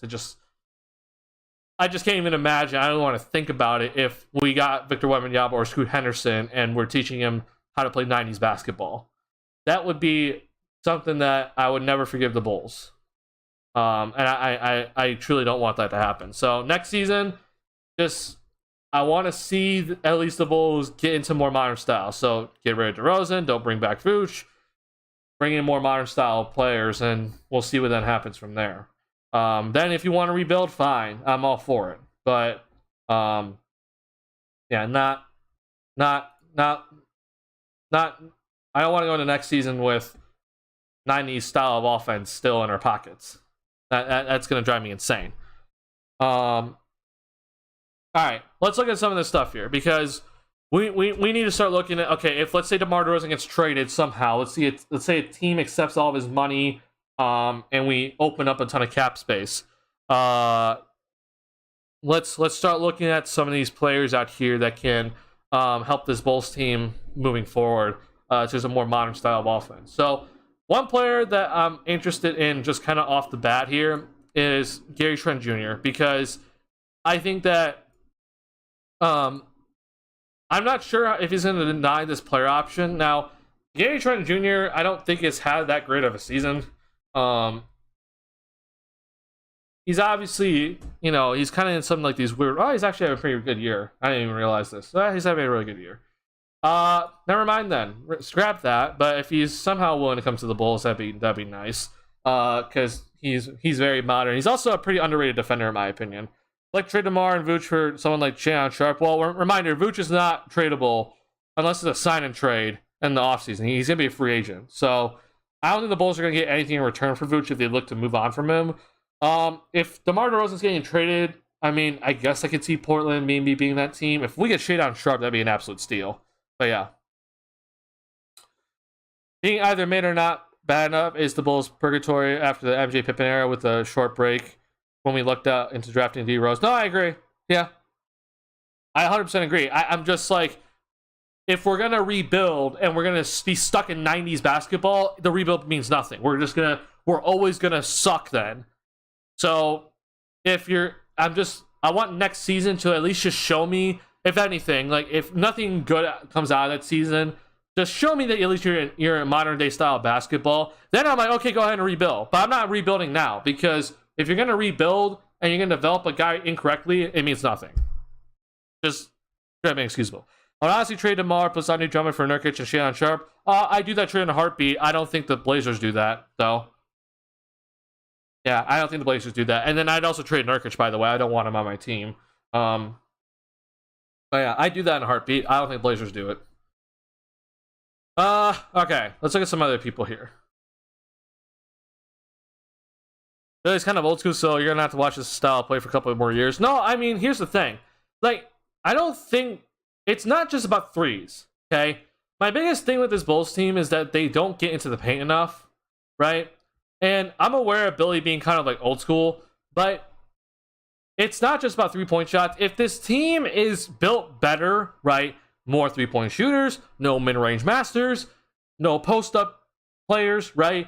Billy Donovan has been known to be a player's coach, okay? I'm not saying that he's going to be a good coach suddenly, but if he's being forced into playing the other players' types of games, right, where they shoot a bunch of threes, where they, we see good shot selections and no post-ups from them, right, then Billy's going to have to accommodate to that. Like, he has no choice. And here's the other thing. Like, we saw under Billy Donovan that Paul George had that MVP-type season, right? And the dude was shooting basically 10 threes a game. So, like, I've seen this happen before, but it's obviously because Billy Donovan seeing Paul George, it's like, okay, he's a modern style player. We're going to get him running off of pin downs. We're going to have him jacking up threes, have him get into the paint, pick and roll, etc., etc., etc. They did that year. So, like, I've seen this from Billy, where we've seen more modern style of offense from him, at least from particular players. But it's up to the front office to fix that so that he has to play that sort of modern style of offense, right? Like, he won't have a choice. If we just don't have a post-up big man, then guess what? Billy Donovan can't call post-ups. That's simple. So I would just hope that the front office is seeing that and be like, okay, moving forward, we're getting rid of Vooch. We're not bringing in a post-up player, and we're going to force Billy Donovan to run this modern style of offense. Because here's the thing, guys. I'm going to say it. Billy Donovan's defense, it's been fine. The defense has been just fine. I have no issue with his defense. It's perfectly fine. The offense, though, is a whole different story, right? Kind of how we traded Jimmy. I think that Jimmy Butler trade was a whole other story, but yeah. The season that we let Rose go, get young instead, they gave it aging, almost washed D-Wade, Bag, and Rondo not shooting at its finest, and we were injury away from being Celtics. Yeah. Want to see the front of Seth Curry? That'd be a guy for sure, and we can talk about that in a second. So just saying quickly, Box, that D-Wade, Rondo, and Butler combination, like, obviously that team was not going to work. I knew it wasn't going to work from the start, but I thought that at the very least, if they at least played okay, which they were on their way, like they started out hot, right? And you know, I was thinking, okay, maybe if you just play all right, we can see this team. Then the following season, they'll have some more cap space and they can bring in some more guys. Not saying that, you know, it's gonna continue to work out, but as Wade kind of falls off, like, you would have some more guys available to kind of take over for him. And obviously with Jimmy, you know, like, while Jimmy doesn't shoot threes, he at least attacks the paint effectively. So I would just see that as like a team moving forward that would work. But obviously there's a lot of stuff that went wrong there. And yeah, front office, they shouldn't have signed Wade and Rondo in the first place. But if that's the way they were gonna go, then they had more of an idea of like what they could have done, but they didn't do it. So yeah. You know, it almost worked. They were three players with high basketball IQ. Rondo could create something out of nothing at any given time. I think it almost worked because Butler's greatness, and yes, as you say with Rondo, but then also I just think it came down to shot creating, right? Like, we even in that playoff series against the Celtics, we saw Butler and Wade, they were just hitting shots like crazy that they shouldn't typically hit, right? So yeah, I don't know. It is a big what if in Bulls history. All right, now unstoppable. One player that we have brought up multiple times on this channel is Kyle Kuzma, right? This is a guy that you like. If let's say DeMar DeRozan is gone, right, and the Bulls have the cap space, I'd be all for Kyle Kuzma. I know it sounds kind of stupid. Like, everyone kind of thinks of Kyle Kuzma like, I don't know. No, I would like a Kyle Kuzma on my team. I think that's a dude that I would love to have. And just bring in immediately. What is our game, man? I mean, we traded LaMarcus Aldridge for Tyus Thomas. Don't talk to me about that trade. Yeah, that was one of the worst trades in history, and I'm aware. That trade hurts. But yeah, Unstoppable and we've brought this up before on streams before. Like, Kyle Kuzma to me would be a guy I would like. I don't know what he exactly develop into. He would cut into our cap space in 2024, unfortunately. But at least in my opinion, it gets the Bulls in the right direction. And then if we can move Lonzo Ball, that'd be fantastic. But as you see here, Kyle Kuzma is averaging the most threes attempted per game in his career. Good. He's averaging, obviously, the most points per game in his career, which is obviously good. So yeah, he's had a bigger role, and like, he can, in my opinion, be a guy that can be developed into that third option, right? Just in general, just brings more shooting to this team. As you see with the shot chart, it's a very much more modern style shot chart than we can see compared to the Bulls. So yeah, I'd be all for Kyle Kuzma. If the Bulls traded DeMar, they have the cap space, and then again, as I said, if we sign Kyle Kuzma, it cuts into this cap space in 2024, which is the one I think the Bulls need to strike gold. But if we can somehow figure out a way to just move on from Lonzo, man, then that means we can get Kuzma and then still have enough money for next season to bring in a max contract player. That would be the way the Bulls can start suddenly contending. But it's a lot of ifs, right? Lonzo's money needs to go. And I don't know if that's going to ever happen. So, again, a lot of what ifs. But Like, I like Kyle Kuzma. If they just brought him in, I would not be upset by it whatsoever. We traded Elder Brandon to get Tyson Chandler. Bro, it's insane the amount of bad stuff that we've done in Bulls history. I mean, hell, we traded Taj Gibson for Anthony Morrow, Joffrey Laverne, and hell, we traded a second-round pick in that trade, and also campaign. Like, that was one of the worst trades ever in history. Like, I still can't get over that trade. That was like the biggest L I've ever seen by the Bulls front office. We traded Taj Gibson for nothing. We traded a second-round pick in that deal, by the way, to get Taj off the roster for campaign, the point guard of the future. Like, it's insane. We traded Artest and Brad Miller for Jalen Rose. Yeah, that's also another one. You know, defensive player of the year, Ron Artest, who could also score 15 to 18 in his sleep. Yeah, that's a thing. I'm aware of that one, too. Yeah. I'd like to sign Buddy Hield in 2024. I mean, obviously, that's a guy, too. But I want to focus on 2023 first here, Patrick. Just 2023 first. Again, 2024, like I said, on a cap space, and I brought up so many times that there are so many guys in 2024 that I'm like, yeah, I would love to go get him. But I want to focus on 2023 first because we need to set the foundation before you can even think about 2024, right? Where we're looking at some of the top tier free agents, right? Yeah. So like Kyle Kuzma, that's one guy. Another guy, and we're gonna see if he's gonna be available. I don't know how much money he'd be getting, but Malik Beasley is a guy. If the Lakers decide to just suddenly decline his club option, like, this is a guy I'd love on this Bulls team. He just jacks up threes, right? He just straight up, that's all he does. That, like, Malik Beasley is just, I'm gonna shoot threes. And he can come off the bench and do it effectively. He doesn't have to start, right? Like, this is a guy that I'm like, I'm all for. Like, he just comes in and he just puts up threes. That's all he does. I'm aware of his off-court stuff. I'm aware that he's had some domestic stuff, but it seems like that's gotten settled at least. Hasn't been an issue in a couple of years. So, to me, it's like, if he is doing all right mentally off the court and not beating up women, then I'm fine with him being on this team. But yeah, that's another guy that I'm like, threes. We need threes. I'm all for it.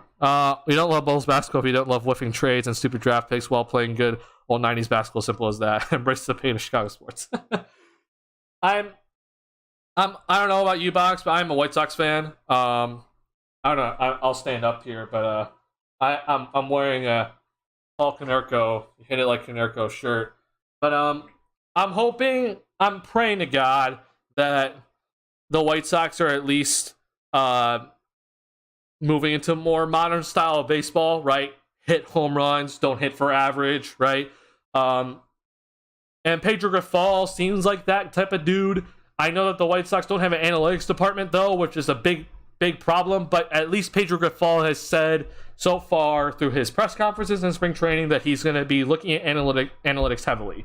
So if a Jerry Reinsdorf-owned team is allowing Pedro Grifol to be a manager and they're moving on from some of these guys that were definitely more Tony La Russa-centric, then I would have at least some sort of hope for this Bulls team, even though it is Reinsdorf-owned.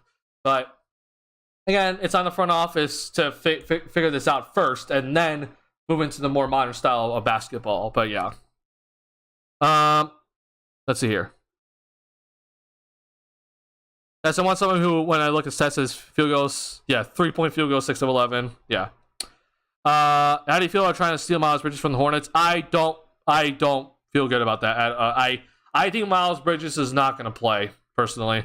And I don't like him as a person. Yeah.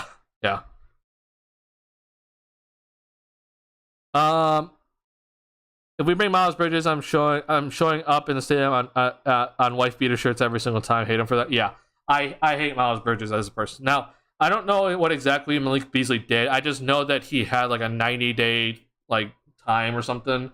But maybe it was on parole. But he seems to have worked it out. It's up in the air. I need to do more research. But just him as a player would be perfect for this Bulls team. But I doubt the Lakers give him up because Lakers trade for him for a reason.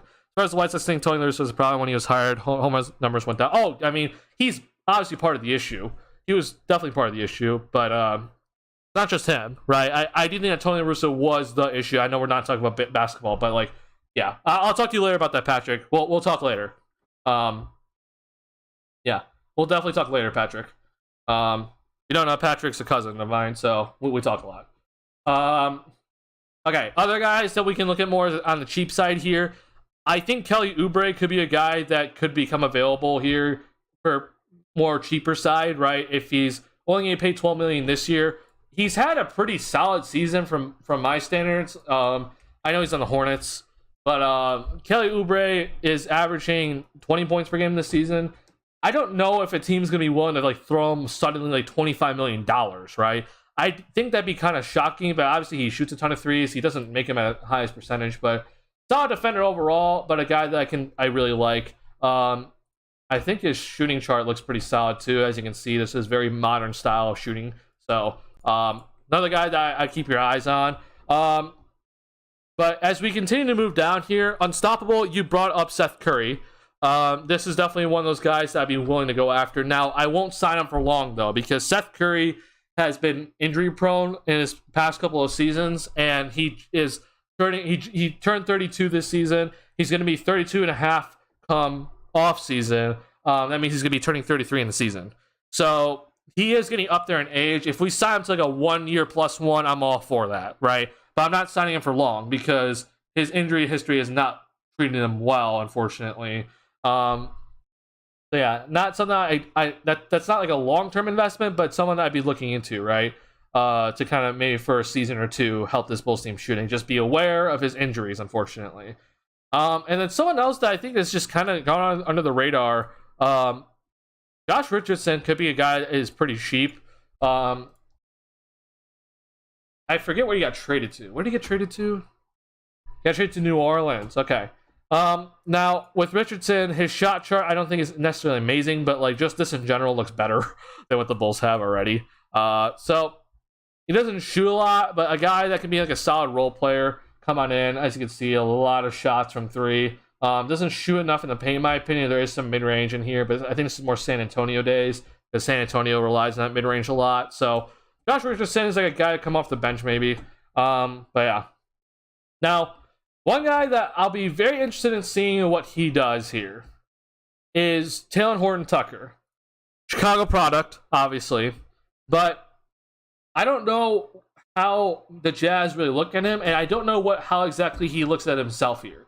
Because he got a pretty hefty deal, right? I mean, $10 million for him that's a significant portion of money, right? He got that from the Lakers, obviously. Sorry, where are we at? And this season hasn't exactly been his greatest. His three-point percentage is pretty god-awful, right? But I feel like that's a dude that we could potentially develop. As you can see, he's very modern style shooting. He just needs to work on a three ball. If he's available for like cheap, yeah, I just think that he accepts his player option anyway. So I just don't think he's gonna be available. So I'd be aware of him as a guy maybe you could develop later, but not someone I'm like full out like, yeah, let's go after him as like one of our top guys, right? No, that's not something I'm gonna be doing. Yeah, that's not a guy that I'm like at the top of my list. I'm just kind of throwing out names that I know would help. I got like Alec Burks as a guy that I'd also be kind of interested in, because I think that the Pistons are going to deny this club option here. And he's a guy that I know is kind of just putting up threes, right? About five a game-ish.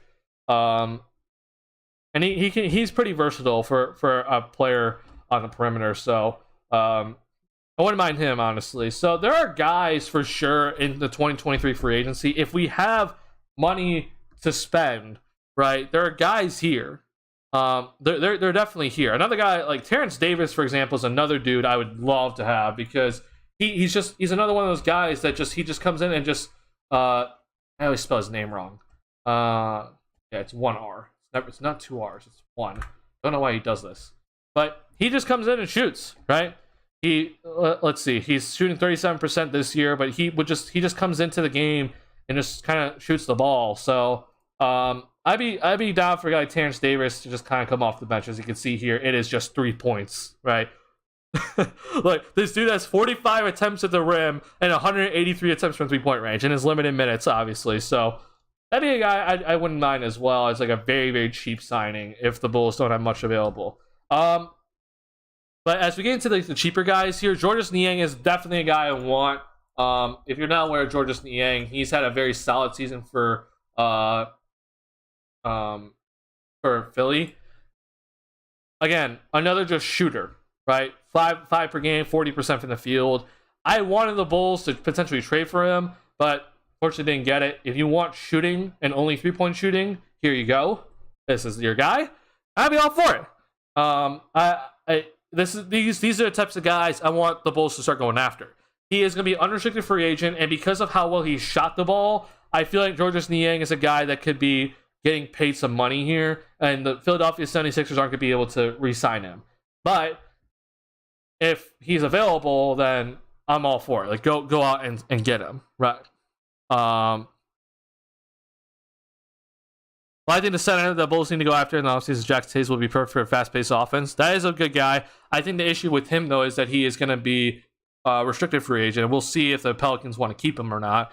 Georges Niang, the guy that goes nuclear almost every time he plays us. Yeah, there's a reason why, right? It feels every single 3 Georges Niang hits against us, it's like, oh my god, that killed us. Why? Because the Bulls don't shoot 3s in return.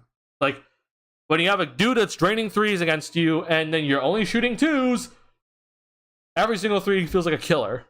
And it hurts. Yeah, Georges Niang, keep this guy in mind. I want to see Georges Niang on the Bulls next season if he's available. Obviously, there's a lot of things going on. We'll see if Philly gives him up for cheap. All right, so Unstoppable brought up Jackson Hayes. So this is definitely a guy that I think would fit the Bulls pretty well. I think could kind of switch everything. He's a very versatile center that would help this Bulls team move forward and be more athletic at that position and rebound a little bit better. Issue, as I said, is that he is going to be a restricted free agent, right? There's no guarantee that he comes here, obviously. Even if we throw money at him and he accepts a contract, there's no guarantee he's going to be here. So that's my only concern. I just kind of stay away from these young guys that are like restricted free agents typically, because I just think that it's not worth trying. Typically, that team just brings them back. Now, however, it'll be interesting to see what the Pelicans kind of do here, because I don't really know what the Pelicans are thinking right now. They've had a really rough stretch recently. If you're not aware, the New Orleans Pelicans, they have sucked so bad recently. They just won their last game, but they're down here. Remember when they were up here? So I don't know what the Pelicans are doing, honestly. Maybe Jackson Hayes becomes available and they just don't want him, but I feel like that's a guy that they kind of want to keep around, even if they don't really play him that much. He hasn't played a lot this season. I don't know if he's been injured or not, but if they just don't want him, then let him go and let the Bulls sign him. I'd be all for it. But I don't know, man. I don't really know what they're looking at with this team, because Jonas Valanciunas is like the guy, and then it sounds like Willy Hernangomez wants out, right? And he hasn't really played a lot this season for them. So I don't really know what they're thinking. Like, they don't really have like a backup guy besides Larry Nance, who obviously has been pretty solid for them. So I don't know. It'll be kind of interesting to see what they're going to be looking at, if they're just going to keep Larry Nance as a backup center, or they're going to keep Jackson Hayes. If Jackson Hayes comes available, though, snag him up. But if he's a restricted free agent, I'm not going to try, because that's just kind of money that's just kind of sitting there for 2 days, and that's money that could be spent elsewhere with this team. I know that Box, you brought up Brook Lopez. I think Brook Lopez is going right back to Milwaukee, and as he should. I'm very impressed with what Brook Lopez has done to his game to extend his career, because this is a duo that was a very post-centric type of center. He's pretty slow-footed, right? But he's a very good shot blocker, right? And he's become a fantastic rim protector, and he shoots a ton of threes, which is what he's supposed to do. So Brook Lopez, I'd love him here. He's not coming here. So yeah, definitely not happening. Even Joshua Kogi, a career 29-30% three-point shooter and 6 points average score, went nuclear tonight. got a knack for turning role players into one-night wonders, having career nights against us. Well, the reason why is because we see that this Bulls team, they basically tried to dare the role players to beat us or beat the team, right? Which is, I'm fine with that. Like, if Josh Okogie beats us, man, like if he goes off for 6 threes, like so be it. Like that's not supposed to happen, right? But I'm fine with that. Like, I thought the Bulls defended Josh Okogie fine tonight. He just was lining us up. It happens. Now, if Georges Niang is lining us up, that's a different story, right? Because we know that Georges Niang is a 40% three-point shooter. Josh Okogie shoots 30% from three for his career. So if he just is suddenly hitting threes, like, so be it. Tip your cap to him, you move on. But it happens quite freaking often. Oh yeah, I agree. I think that what we see, though, what the Bulls do wrong typically is that they let the shooter get open, right? Like, hence a Georges Niang, right? Or against, like, Brooklyn, it's always Joe Harris, right? Those are the guys that we can't let go off. But if it's Josh Okogie, who is not that good of a three-point shooter, like, I'm fine with it. It is what it is. But, yeah, the Bulls can't let, like, a Joe Harris go off or a Buddy Hield go off, right? These role players that are just launching threes. Those are the guys that kill us. But that's what needs to get fixed. But if it's Josh Okogie, so be it. It is what it is. I don't think the Pelicans re-sign Jackson Hayes. I don't know. Like, that's kind of the thing. I just don't know at this point. Reminder, like, the Pelicans can just play hardball. Like, they can just be like, okay, we're going to give you the qualifying offer, and Jackson Hayes could just kind of sit there with the qualifying offer for forever and then just have to accept it. So, yeah, I don't know. We're going to really see. If he becomes available and becomes an unrestricted free agent, go after him. If he doesn't, then just leave him.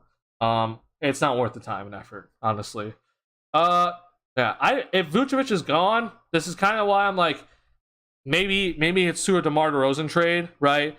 Where you get a center in return. I don't know who that would be specifically, but I'd be looking around for it. I'm not aware of what Alex Len has done this year. Has he even played? I forget that Alex Len's even in the NBA sometimes, and that's very bad on me. No, he hasn't played, so yeah, he's off the table. Yeah, not a lot of options, honestly, at the center position. If the Bulls decide to bring Vooch back and then trade him, fine. I just don't want to bring Vooch back for good. That'd be a big issue in my opinion. Like, if we're gonna bring Vooch back for good, I would much rather just sign Dwight Powell. But yeah. Not a lot of options, as we've said.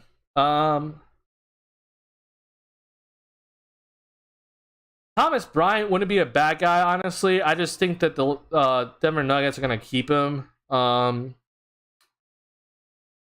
then we know that the Minnesota Timberwolves, they're going to keep Naz Reid, right? That's not a guy that they're just going to suddenly give up. Chemezi Metu, that's a guy that I like. See, the Metu's been like the backup center for Sacramento all season. He is small. That's kind of the issue. I do like him though, so maybe it's like a backup center type situation. But he just shoots inside. It's kind of his thing. But Chemezi Metu's always been kind of like a solid role player in his career. So yeah, I'd like him if the Bulls can give him as like a backup. But as a starting center, I don't know, man. I'm going to look around. I know that, not Box, it was Noel that said DeRozan for Yusuf Nurkic. My issue with Nurkic is that he hasn't looked very good. I think with Yusuf Nurkic, there's a couple of issues going on. He's been also benched for Drew Eubanks for a good amount of the season to close games. Nurkic is just not having that great of a year. So I personally would not want Nurkic. He does just scoring inside, so I guess I wouldn't mind it too much. He shoots 100 threes, though, which I don't really like. I don't really like him shooting threes in general. He is shooting 39%, I guess. But I think Nurkic's defense is just has not been that solid recently, and his rebounding clearly isn't where it used to be, right? Like, Nurkic used to be like a very good defensive rebounder, and it's not there right now.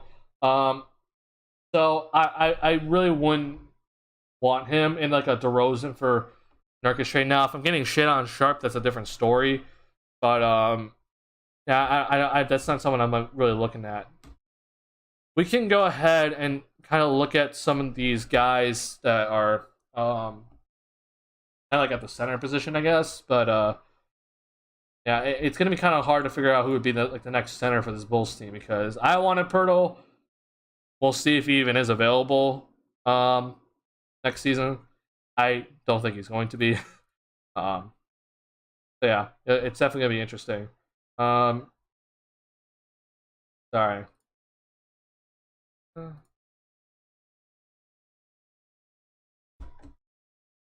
I'm actually gonna, let's see here. Let me go to player stats here, and let me start the music again. All right, one sec.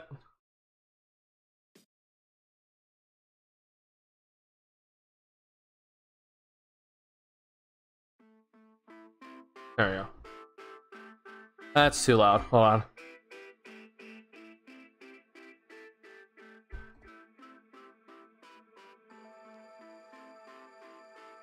All right, in terms of the rebounds per game, this is I'll go off of this for now.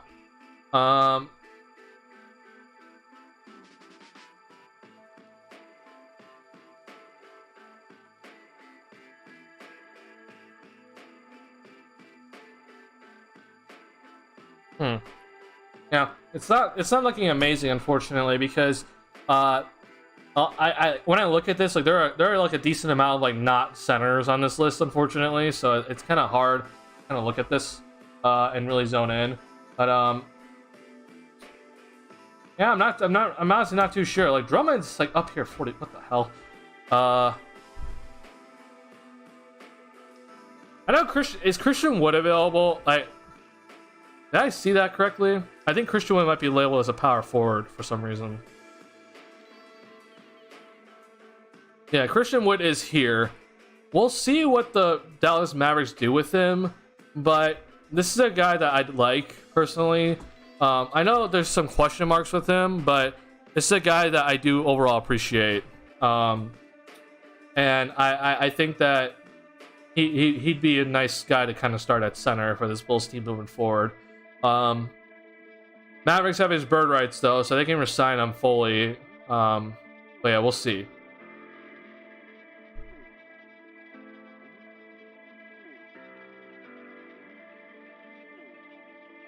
Also, says when we go for a double team, most of the times tomorrow we'll sleep somewhere extremely low. Zach's having the same problem, but he is improving rapidly lately on it. So here's the thing about when the Bulls gave up those threes when off the double team. I'll break it down later. I'll break it down another day. But Stacey King said, like, when we doubled Durant, like we came off of Booker. Like, no, that's wrong. Like, Patrick Beverley doubled Durant off of Chris Paul. The rotation is that it has always been that Zach has to then rotate on to Chris Paul because he is next to Chris Paul. Like, he is the next guy in the rotation. He's done his job correctly, right? Like, the rotations that the Bulls when the rotations were breaking down today, the ones that we saw, Zach was right in every single one of them. Like, I don't know if people are gonna say that Zach was wrong. They're wrong. DeMar DeRozan was late on a lot of rotations today. Like, if there's anybody to blame on defensive rotations, it's 100% DeMar DeRozan. And here's the thing, though: the Bulls have been typically fine with their defensive rotations. It's just today, for some reason, and it is Kevin Durant, Devin Booker, and Chris Paul. It's hard, but we saw that the initial rotation was fine. It was just then the weak side rotation, which was typically DeMar, right, would be the one in the wrong. He would be the one that's late. I'm also going to say this: I think Patrick Beverley was also in the wrong a couple of times, because we saw sometimes where they double team Devin Booker and Patrick Beverley was the guy to double team him, but then Patrick Beverley needs to run out to the corner, but he would send Vooch out to the corner instead. That's wrong, right? So yeah, the rotations in general were just bad today. So yeah, I'm not too worried about it personally, because I think it's overall just, you know, it's the Phoenix Suns. It's one of the toughest things, one of the toughest teams to guard. It's fine. The Bulls again have been very solid defensively recently, so I'm not gonna be too much on it. I'm just more worried about the offense, which has continued to struggle. Let's see here. Nurkic is a younger discount Vooch, kind of like, mom, I want Vooch. We got Vooch at home type of dude. Similar play, slow-footed, non-athletic, not a good defender. So yeah, I don't want Nurkic personally. But again, if we get shit on Sharp for DeMar DeRozan, we have to take back Nurkic's contract. I do it. But yeah, not off the bat. Christian Wood's stock is definitely plummeting. Kid isn't playing him much, and with Cleaver back, he is cutting down more minutes on one. I have seen that Christian Wood, like, he did not get a lot of minutes the last game. I'd be fine with him coming to the Bulls though, because he would kind of fill that type of center play that I would want. But yeah, when I said Zach was having the same problem in the past, not the Suns games, has improved dramatically defensively, especially with help defense / rotations. I agree. Yeah, like Zach got called out earlier in the season for like lack of help rotations, but I've always said like, yeah, he definitely wasn't doing his job. But we also saw at the time when the Bulls were struggling a lot on defense that like it may look like Zach was in the wrong, but it's because that there was something else that didn't happen before that made Zach look like he didn't do his job, right? Like that's something I think that we kind of have to also look at. Like the defense is always, as Stacey King says, it's on a string, but there's basically like there's instructions of how to do it, right? And it's a domino effect of, okay, once this thing happens, then this guy has to go here. And there are times where it's like, it looks like Zach's in the wrong, and it's like, that's not his fault, because we didn't see the initial weak side defense come over and help. He then was in the right spot, but then we saw that the weak side defense didn't come over, and then he didn't rotate then instead. Like that, I feel like that's always kind of something that Bulls fans just always zone in on. Yeah, Zach's defense, especially of late, has been phenomenal. He's always been in the right spot. Like, yeah, he definitely made a lot of mistakes earlier in the season, but it was everybody too. It wasn't just him. But yeah, tonight though, I'm not too worried about it. Like, yeah, there were some breakdowns, but it is what it is. It's the Phoenix Suns. They're a tough team, and when you're facing 3 Hall of Famers, it is what it is. Like, I'm not too worried about it. Hell, if every single team's gonna struggle against Phoenix, yeah. When I came to blaming / hating on Zach, people seem to kind of forget he had his knee operated on, practically didn't have any offseason. It took a couple months to get back to basketball rhythm. Oh, for sure. I mean, offensively, I think people are hating on him too much. But I think that when it comes to defensive rotations, like whether you had your knee operated on or not, he needed to do better in the beginning of the season, for sure. Now, once, I guess everyone says after the Minnesota game, he's been fine. I haven't had issues since that Minnesota game with him. In terms of defensive rotations, he's been perfectly fine. And I've always said his on-ball defense has overall always been solid. It's not great. It's been solid though, but his off-ball defense has always been his weakness. He always has kind of been like a ball watcher and doesn't really know what's exactly happening. His off-ball defense though has been fantastic this season overall. Obviously, the beginning of the year was bad, but recently, the past 3 months have been just fine. Like, there's been no issue with his off-ball defense whatsoever. He's been looking fantastic on the rotations. He's been in the right spot every single time. Is what it is. So, yeah. All right. Unstoppable. You said Yuta Watanabe. That's another guy. That's for sure another guy that I'm looking at. He cannot be re-signed by the Brooklyn Nets, by the way. Or at least it'd be very tough for them to re-sign him. Yeah, Yuta Watanabe is getting paid the minimum. They have the non-bird exception to use on him, which again is not a lot to kind of work with for guys making the minimum, unfortunately, for them. So yeah, Yuta Watanabe is a guy that I thought should have been invited to the 3-point contest. He had the highest percentage or highest 3-point percentage going into the All-Star break. He is shooting 48% from the field. Now, obviously, it's in limited minutes, but with Yuta Watanabe that all he does is shoot, right? This is a guy that I would 1000% want on this Bulls team, especially because he's going to be pretty cheap. He's not going to play a lot of minutes. His defense is suspect, but he'd be a guy that I would personally love to see on this team. Moving forward, Zach's defense. Zach's problem was focus. His on ball is always good. So his getting lost and was on his focus. Oh yeah, for sure. Zach tends to bounce the ball a bit too hard when attacking right. You're talking about on offense. We saw that tonight a few times, for sure. But I also just think it's because he's trying to attack the rim so hard, right?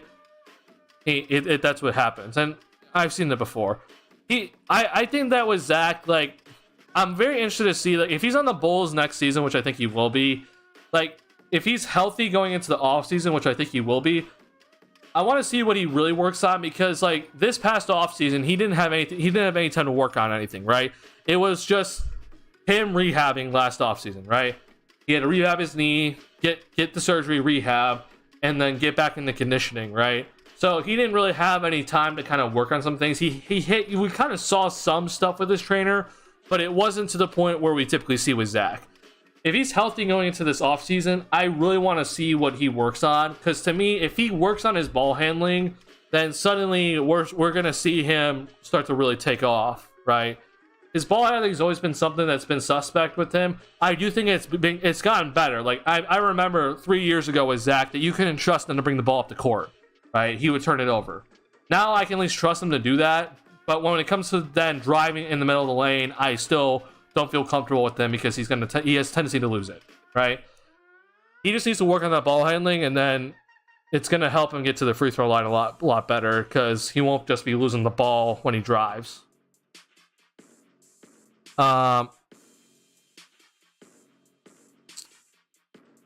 We seem far off, but I feel like we aren't that far out of this slow post-up offense. I think we will be a lot better. Oh, I agree. Like, here's the thing, as I've said, if this Bulls defense is this good as of right now, with, you know, what has been known to be two bad defenders, right, in their career, and DeRozan and Levine, right? If the team is already this good, like defensively with these guys, right, then there shouldn't be any reason for this Bulls team to look a lot better if we just get out of this stupid offense, right? Now, one thing that was brought to my attention was how, if you look at the Bulls' offensive rating this season compared to last season, the Bulls' offensive rating is like a 0.6 difference, right? So the Bulls were 13th in offensive rating last season. They're now 24th right now as we currently speak, but like they had like an offensive rating of 112.7. But to me, this is the biggest issue with this team, right? The reason why the Bulls offense looked all right last season is because last season the offense just wasn't that good, or wasn't as good in the entire NBA, right? Like, we're seeing like crazy good offense from a lot of teams this season. Like, we're seeing historic offense being set up, right? And also we're seeing guys go off for 17 points suddenly just on a Thursday night of basketball. Like, that's how crazy it's been offensively, which shows the importance of this Bulls team figuring it out offensively, because the offense, honestly, compared to last season, it's very similar in terms of offensive rating. But if everyone else keeps going up and you just kind of plateau, you're going to suck, right? You can't plateau.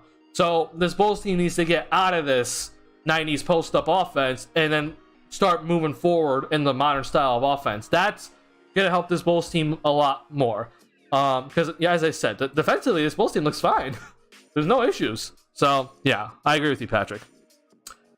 It was your idea that I agree that we should sign if available. I feel like that he was robbed. 3-point contest definitely should have been. Oh, yeah. Utah Watanabe should have been there. Julius Randle was invited instead as an injury replacement. I don't understand that. Sorry. Yeah, that didn't make any sense to me. Only thing Zach needs to work on is dribbling. Improving his dribbling will unlock a whole new world for him. I agree. It's dribbling with him, and then also being able to make that like cross-court pass that we see a lot. He doesn't have that right now in his arsenal. Like, it's not consistent enough. Like, we've seen it, but it's not consistent to the point. Like, and again, I don't really want Zach to be working on his passing in general. Like, I want him just to focus on scoring. But yeah, I understand. Like, I can also see like him working on those sort of passes to kind of help him a little bit more, because it might help him be more of like a threat in general if he just works on his passing. So I hope that's something he looks into. But as I've said, if he goes into this offseason healthy and has that ability to work with his trainer to work on his dribbling, like, that's gonna be huge. I hope he kind of works on it. Yeah.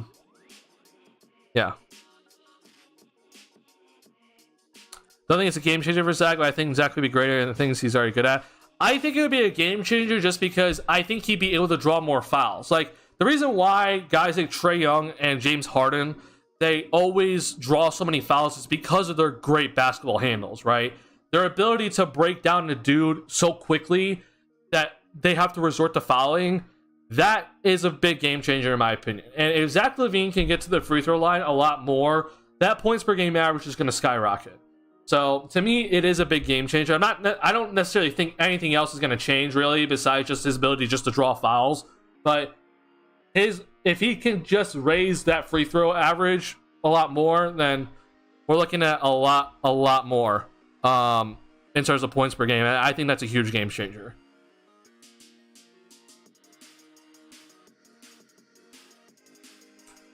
Does he get stopped because of his bad ball handling or poor judgment? I think it's both, for sure.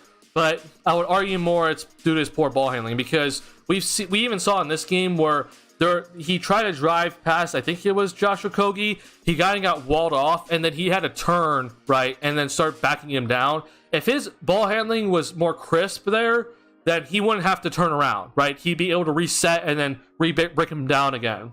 Like, that would have been something that if his ball handling was there, then it probably leads to a foul, because Josh Okogie can't just wall him off like that. So that to me is where it would help. Now, I do think that poor judgment is always something that's going to be in Zach's game, or like he'll have like that tunnel vision.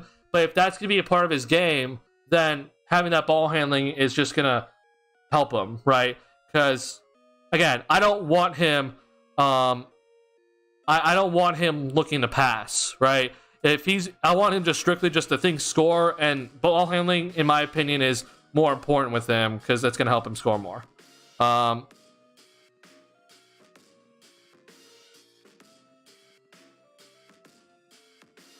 Leaning more towards poor judgment. I disagree. I think with Zach that if you're thinking poor judgment, right? Are you thinking in terms of him passing the ball?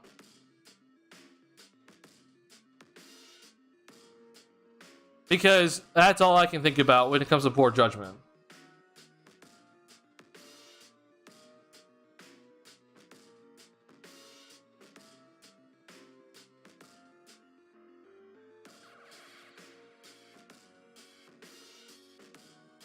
So, like, when I think of poor judgment with Zach, right?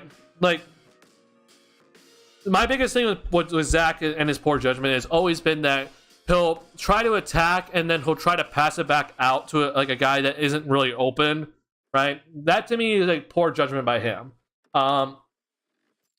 In terms of him and his ability to drive, and if there's any poor judgment in that, I don't really see much of it. Like, yeah, there's always gonna be a drive or two each game, and it's like the defense is kind of already collapsed on him and he'll try to drive it through. Like, I'm aware that's always going to happen, but for a dude with his athleticism, like, that's kind of normal to see. Like, we see that all the time with Giannis, right? Giannis just barrels through everybody, and obviously he's a big freak, but he gets called for a lot of offensive fouls because of it, right? So I just think that's with someone with his athleticism, like, I don't want to take that away from him, because if that gets taken away, that's his pain points, right? I want to see that aggressiveness no matter what, and even if it leads to one or two bad decisions of him just driving right into the heart of the lane when it's already collapsed, like, so be it. It's fine. To me, though, the biggest thing with Zach that results in the turnovers for him, it's always either through bad passing, right, which is that he tries to drive it when there's really not much to drive into, and then he'll kick it back out when no one's open. That's bad passing. And then number two is when he'll try to break someone down, right? And he'll get stripped from either the guy that's not necessarily defending him, but it's the guy like that's next to him, right? You'll see like the strong side defense come in and strip the ball from him. That to me is where the ball handling is so crucial, because he won't be giving up those sort of turnovers if he has his ball handling skills down to a T, right? Poor judgment to me, it's always just he'll just attack, like just barrel into the lane when there's like four guys there already, or he'll pass it. Then when it's just not, he's just not supposed to pass. But yeah, that to me is like the only thing right now when it comes to poor judgment with Zach. Other than that, like I said, I want him shooting the ball as many times as possible. So if you're gonna tell me that he shouldn't be shooting as many threes or contested threes, you're wrong, because he needs to be shooting those. He needs to shoot as many threes as possible. Yeah. into his poor judgment is a product of his poor ball handling. He gets frustrated because of that. When it comes to dribble driving or trying to get to his spot, having to kill his dribble. There's something he just attacks the rim and ends up having to kick it out, even when there is no advantage for him in the play. No, okay, yeah. So we're talking about the same thing. Like if there is no advantage for him, like if there's like 4 guys in the paint, he'll drive it. Like I said, if that's the case, if we're gonna get like a few of those every single game, I can live with it, because I know then for the rest of the game he is gonna be attacking that rim all the time, right? And he's gonna have no worry about who's gonna be there. Like if there's a shot blocker there, they can't stop him, right? I'm willing to take those turnovers.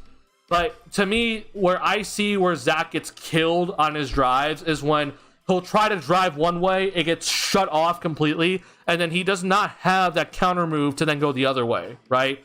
That to me is what Box is alluding to, where he'll have to drive one way, it gets walled, and then he has to kill his dribble. If he didn't have to kill his dribble right there, then he'd be able to go counter the other way and then get the foul call or get to the basket. That to me is, if Zach has that in his game, then suddenly we're going to see his free throw average go way up, right? And that to me is a huge game changer. I don't think, in terms of him making shots or, how many layups he makes or how many threes he makes is going to change due to just better ball handling. But if he suddenly is averaging 3 more free throw attempts per game, right, or like even just 2, that points per game average goes up, and that's going to be more efficient shots from him, and it's going to result in more points per game, which is then going to put him in that category of, like, instead of being like the 24 to 25 point per game scorer, we're going to see him be put in the category of like the 27, 28 point per game scorer more consistently, right? And obviously with the way that things are going, like, we need that sort of scoring right now, because we're seeing guys, we have like 6 guys that are averaging 30 plus points per game right now in the league. Like, it's just a normality now. So even your number 2, you'd like to have them be up close to like 26, 27, 28, right? Which I think Zach can already get 26 easily if he was just, more focused, like more featured in the offense and taking better shots, or allowed to take better shots. But I don't know if he can get that 26 as the second option, right? But if he had that ball handling, then he can definitely get that 26, 27, 28 for sure. By kicking it out, it's also a responsibility of everyone else to move and get open. For sure, yeah. I that is definitely on everybody, but I feel like with Zach, he ends up making like the wrong pass like a lot of the time, where it's just like, that wasn't open, or like he'll get up in the air and try and think that this guy's open, but he's not open. So like I said, like I don't want Zach to worry about playmaking anymore. Just focus, like, okay, you're here to score, okay? So when you get the ball, just look to score. Obviously, if you get double teamed, you make the pass, but if they're not going to double team you, then it's just, I want you just to look to score that basket until you can't. Because that to me will limit his turnovers. Because I feel like a lot of his turnovers are just through him trying to make that pass that just is not there. And I don't want that anymore from him. Well, Denver just blew their game on versus Memphis like a 15-0 run. Ooh, this is interesting. Here. Oh yeah, this game's over. I don't know if you guys saw that article from the Washington Post about Ja Morant, but like apparently Ja, like, he beat up like a 17-year-old and like also threatened him with a gun or something. Like, I'm just gonna say that I used to like the Memphis Grizzlies, man. I have not liked what the Memphis Grizzlies have done recently. I think that they're talking trash when they shouldn't. I think that Ja Morant is getting into stuff that he shouldn't. I think that these guys kind of think that they're all big shots when they're not that good. They haven't proven anything, and it's concerning to me. And I don't know, man. Ja is, I feel like with Ja, I used to love him, but his recent actions, man, they're not looking very good. And I hope he kind of figures it out moving forward. Like, most of the time, Zach goes to his right. If you stop dribbling, forcing to go to his left, is dribbling to the right. Most of his time will either kill his dribble, go to the post-up position, and pass it away. Yeah, you're right, Box. Yeah. Memphis changed so much. So, like, I'm fine with like having that chip on your shoulder, right? Like Memphis is always kind of in that team that's like they're not a big market team. They're always overlooked. They have a lot of guys on that team that have always been overlooked, right? And they're like, okay, we're gonna go out there and prove everyone wrong. I'm like, that's fine. I love that from you guys. But when you start saying that like you're the rivals of the former champions in the Golden State Warriors, like that's just not true. And then Ja goes out and starts saying like, I don't believe that we're anyone can beat us in the West. And I'm like, what? Like you're ridiculous if you think that. Like I don't know why Ja even thinks that, but when he said that at the time, like the Memphis then went on like a big losing streak against own conference opponents, right? And so suddenly, like they were like under 500 against their own conference. They're down 20-16, but as you can see, that's a worse record than anybody else in the top 6 in the Western Conference against their own conference, and that's even worse against the 8 seed Minnesota Timberwolves. So it's just so weird with what they're doing. They're obviously very, very tough opponent at when they're playing in Memphis. Like I'm aware. I just think that they need to shut their mouth before they start trash talking to the point where everybody's just gonna have a target on the back of their heads, right? You don't want that as a team that hasn't proven anything, right? You want to kind of surprise teams, and instead they're like, we want the target on the back of our heads, and I'm just like, I can see the Memphis Grizzlies going home in round 1 again, and I won't be upset at it whatsoever. So, Ja Morant says that he's not afraid of anybody in the West. Well, the Denver Nuggets, they're blowing them out right now. Or I guess not blowing them out, but they've won convincingly. So, I don't know, Ja. I just wouldn't talk, personally. Another triple-double for Jokic. Out of game 3 rings, yeah. Crazy thing, guys, I don't know if you're aware, the Golden State Warriors, without Stephen Curry, by the way, they moved into the 5th seed in the Western Conference. Like, they've overtaken Dallas, right? We were talking about Golden State probably being in that play-in tournament. They're suddenly in the 5 spot. And here's the thing. I think that Phoenix is going to take over Sacramento, and I won't be shocked if they take over Memphis. I could see Golden State moving up that ladder. Like, I won't be shocked by it whatsoever. They've won 4 straight. Again, Steph Curry is out.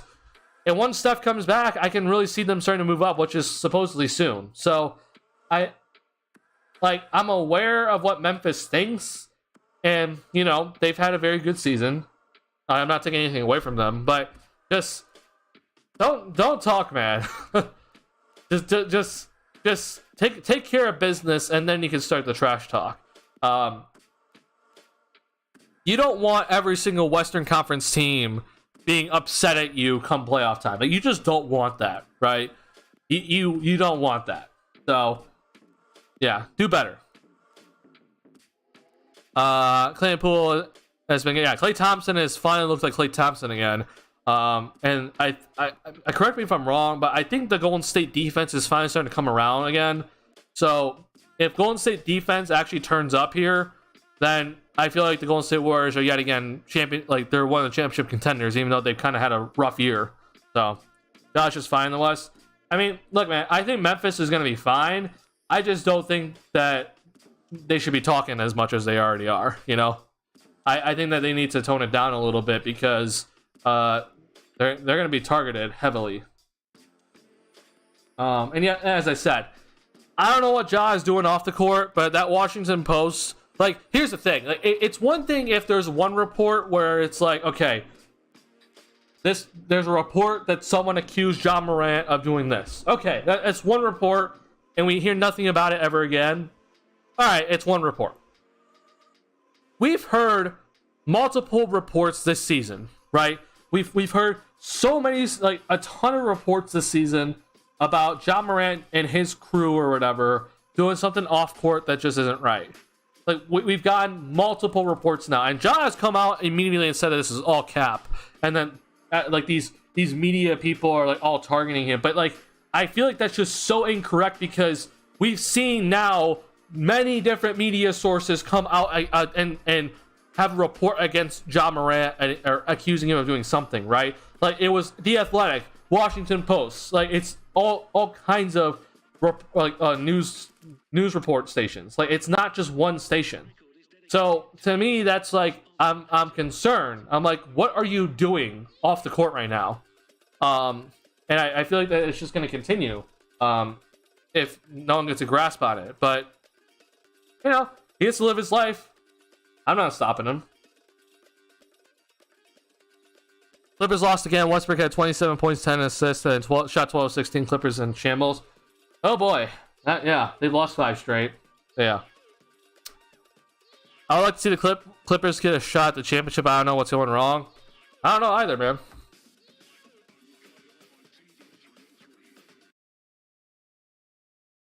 So, who they play today? Clippers. Oh, they face the Kings. Oh, man. No Kawhi in this game, so I do think that's important. But Westbrook had a good game. 5 turnovers, though. I don't know, man. Clippers, they always just kind of seem to disappoint me.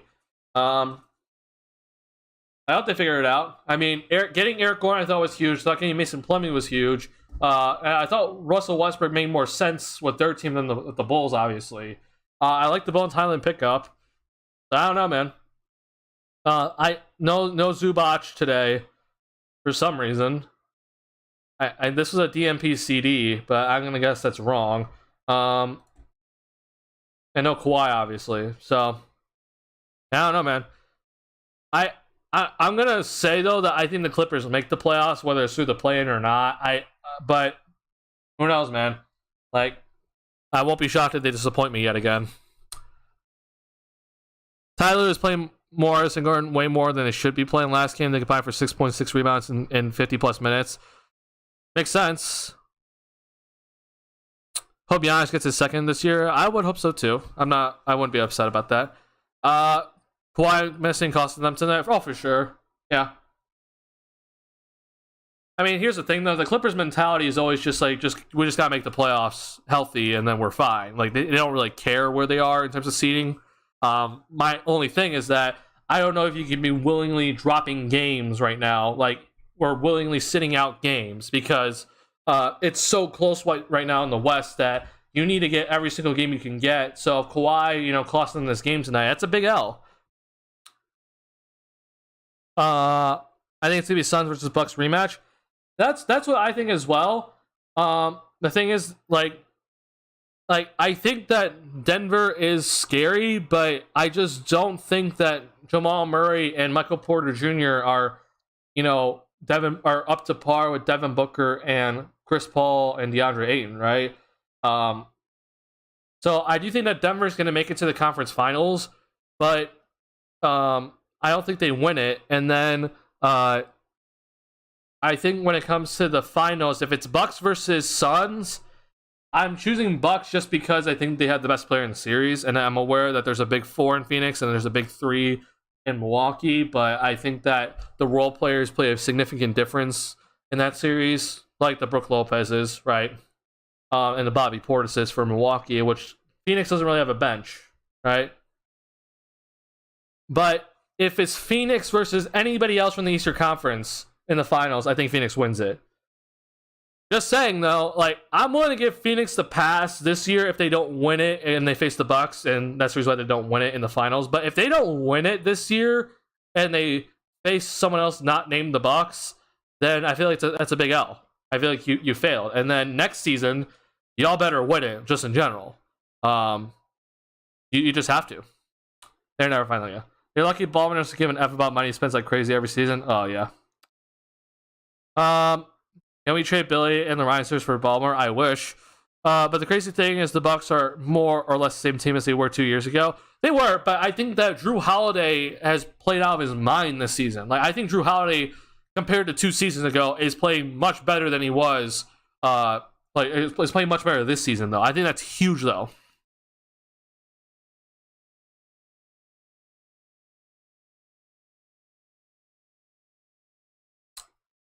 Of course, why not? Their continuity is actually working. They arguably have the best player in the league playing for them. They only make minor changes in their role players. So yeah, my biggest thing that I have against AK right now is that when he said continuity, I thought he just meant the core. But like, as we've seen with many, like, it is true that continuity between the core is a huge part of winning. Like I actually agree with that statement, but you still trade your role players. Like, you still trade your back end of your roster. You still are always making moves.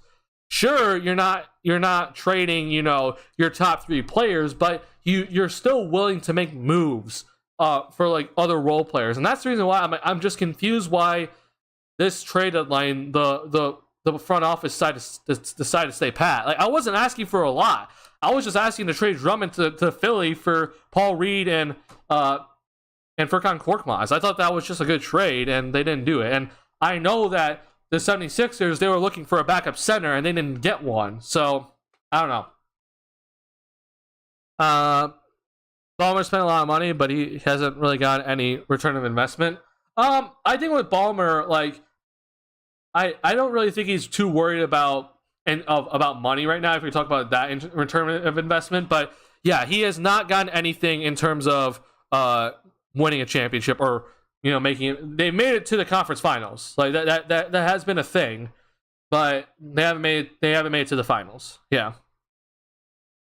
Doesn't matter how many years you give a core that's obviously not working, doing the same thing and expecting different results is oof. Oh yeah, I mean, this core clearly isn't working, right? But yeah, that they need to move on for sure. Like, here's the thing. So, like, I do think that the overall idea of continuity, I agree with what they're saying. But yeah, as you said, if the core isn't working, move on. But you look around the league, right? Bucks, obviously Giannis and Middleton, they've been together for a while. Add in Drew Holiday, they've been together for 3+ years. Celtics, you've had Jaylen Brown, Jason Tatum, and Al Horford together for many, many, many, many years, right? That's been consistent. Now, the funny thing is that Joel Embiid has not really had any sort of continuity, except for, I guess, with Tyrese Maxey. But yeah, that's been that. Cleveland, they've obviously made the big moves this year, but then that's kind of it in the East, right? Now, Denver, they've had Jokic, Murray, and Michael Porter Jr. together for a while. They've also traded for Aaron Gordon, right? Memphis has kept their core together for a long time. And then Golden State, obviously, they've won 4 championships in the last 6 years. And then Phoenix, like, I know they just added Durant, but they've had Booker and Ayton together for a while. Then they added CP3, and then they added Durant. So, like, the core of a team, like, it is true that if you keep them together and they're working well together, I should say, then it typically ends up resulting in good stuff. But obviously with the Bulls, they're saying continuity, but the team sucks. And even with teams that preach continuity, they still make trades on the back end, right? They still trade role players. They always still look to get better. And front office has not done any of that. So, Warriors, same deal. Celtics have been together since Brown and Tatum got drafted. Oh, here's the thing. I always add Al Horford to that Boston Celtics core because Al Horford has just been there, right? I know that he left for Philly for a year, but like he's just been there. Like he's a huge part of that core. He established that foundation. But yeah, obviously Brown and Tatum, they've been together for the longest, but I think Al Horford was also a key part of it.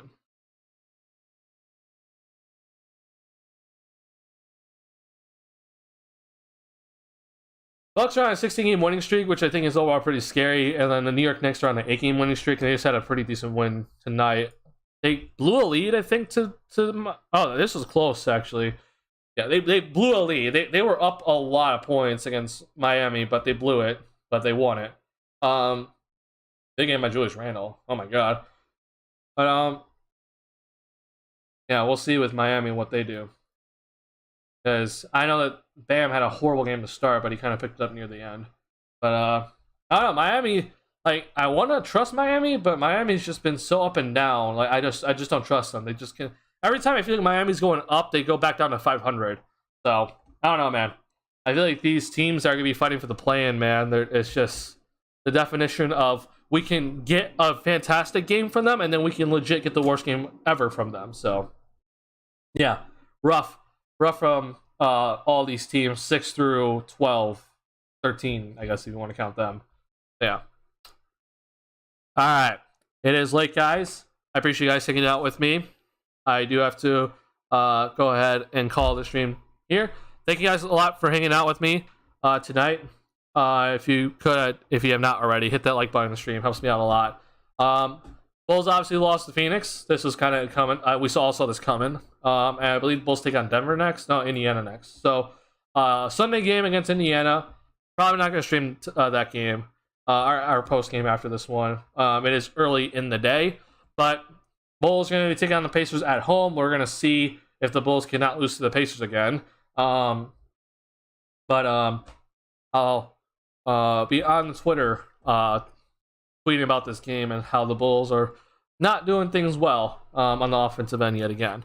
But as I said, thank you guys a lot for hanging out with me tonight. It's been a really fun season with you guys, and I do really appreciate you guys hanging with me. But I'm gonna send you guys, or I'm not gonna send you guys anywhere. Sorry. I'm gonna leave you guys at this, or leave you guys here tonight after doing a little preview with about the Pacers. So obviously Pacers, they shoot a bunch of threes, they make threes, so beware of that. Beware of the shooters like Buddy Hield, and then obviously just do a good job on the defensive glass, because you do have some size out there in Indiana. But that's going to do it for me, guys. Thank you guys again for hanging out with me tonight. I'll see y'all in the next one. Peace, y'all.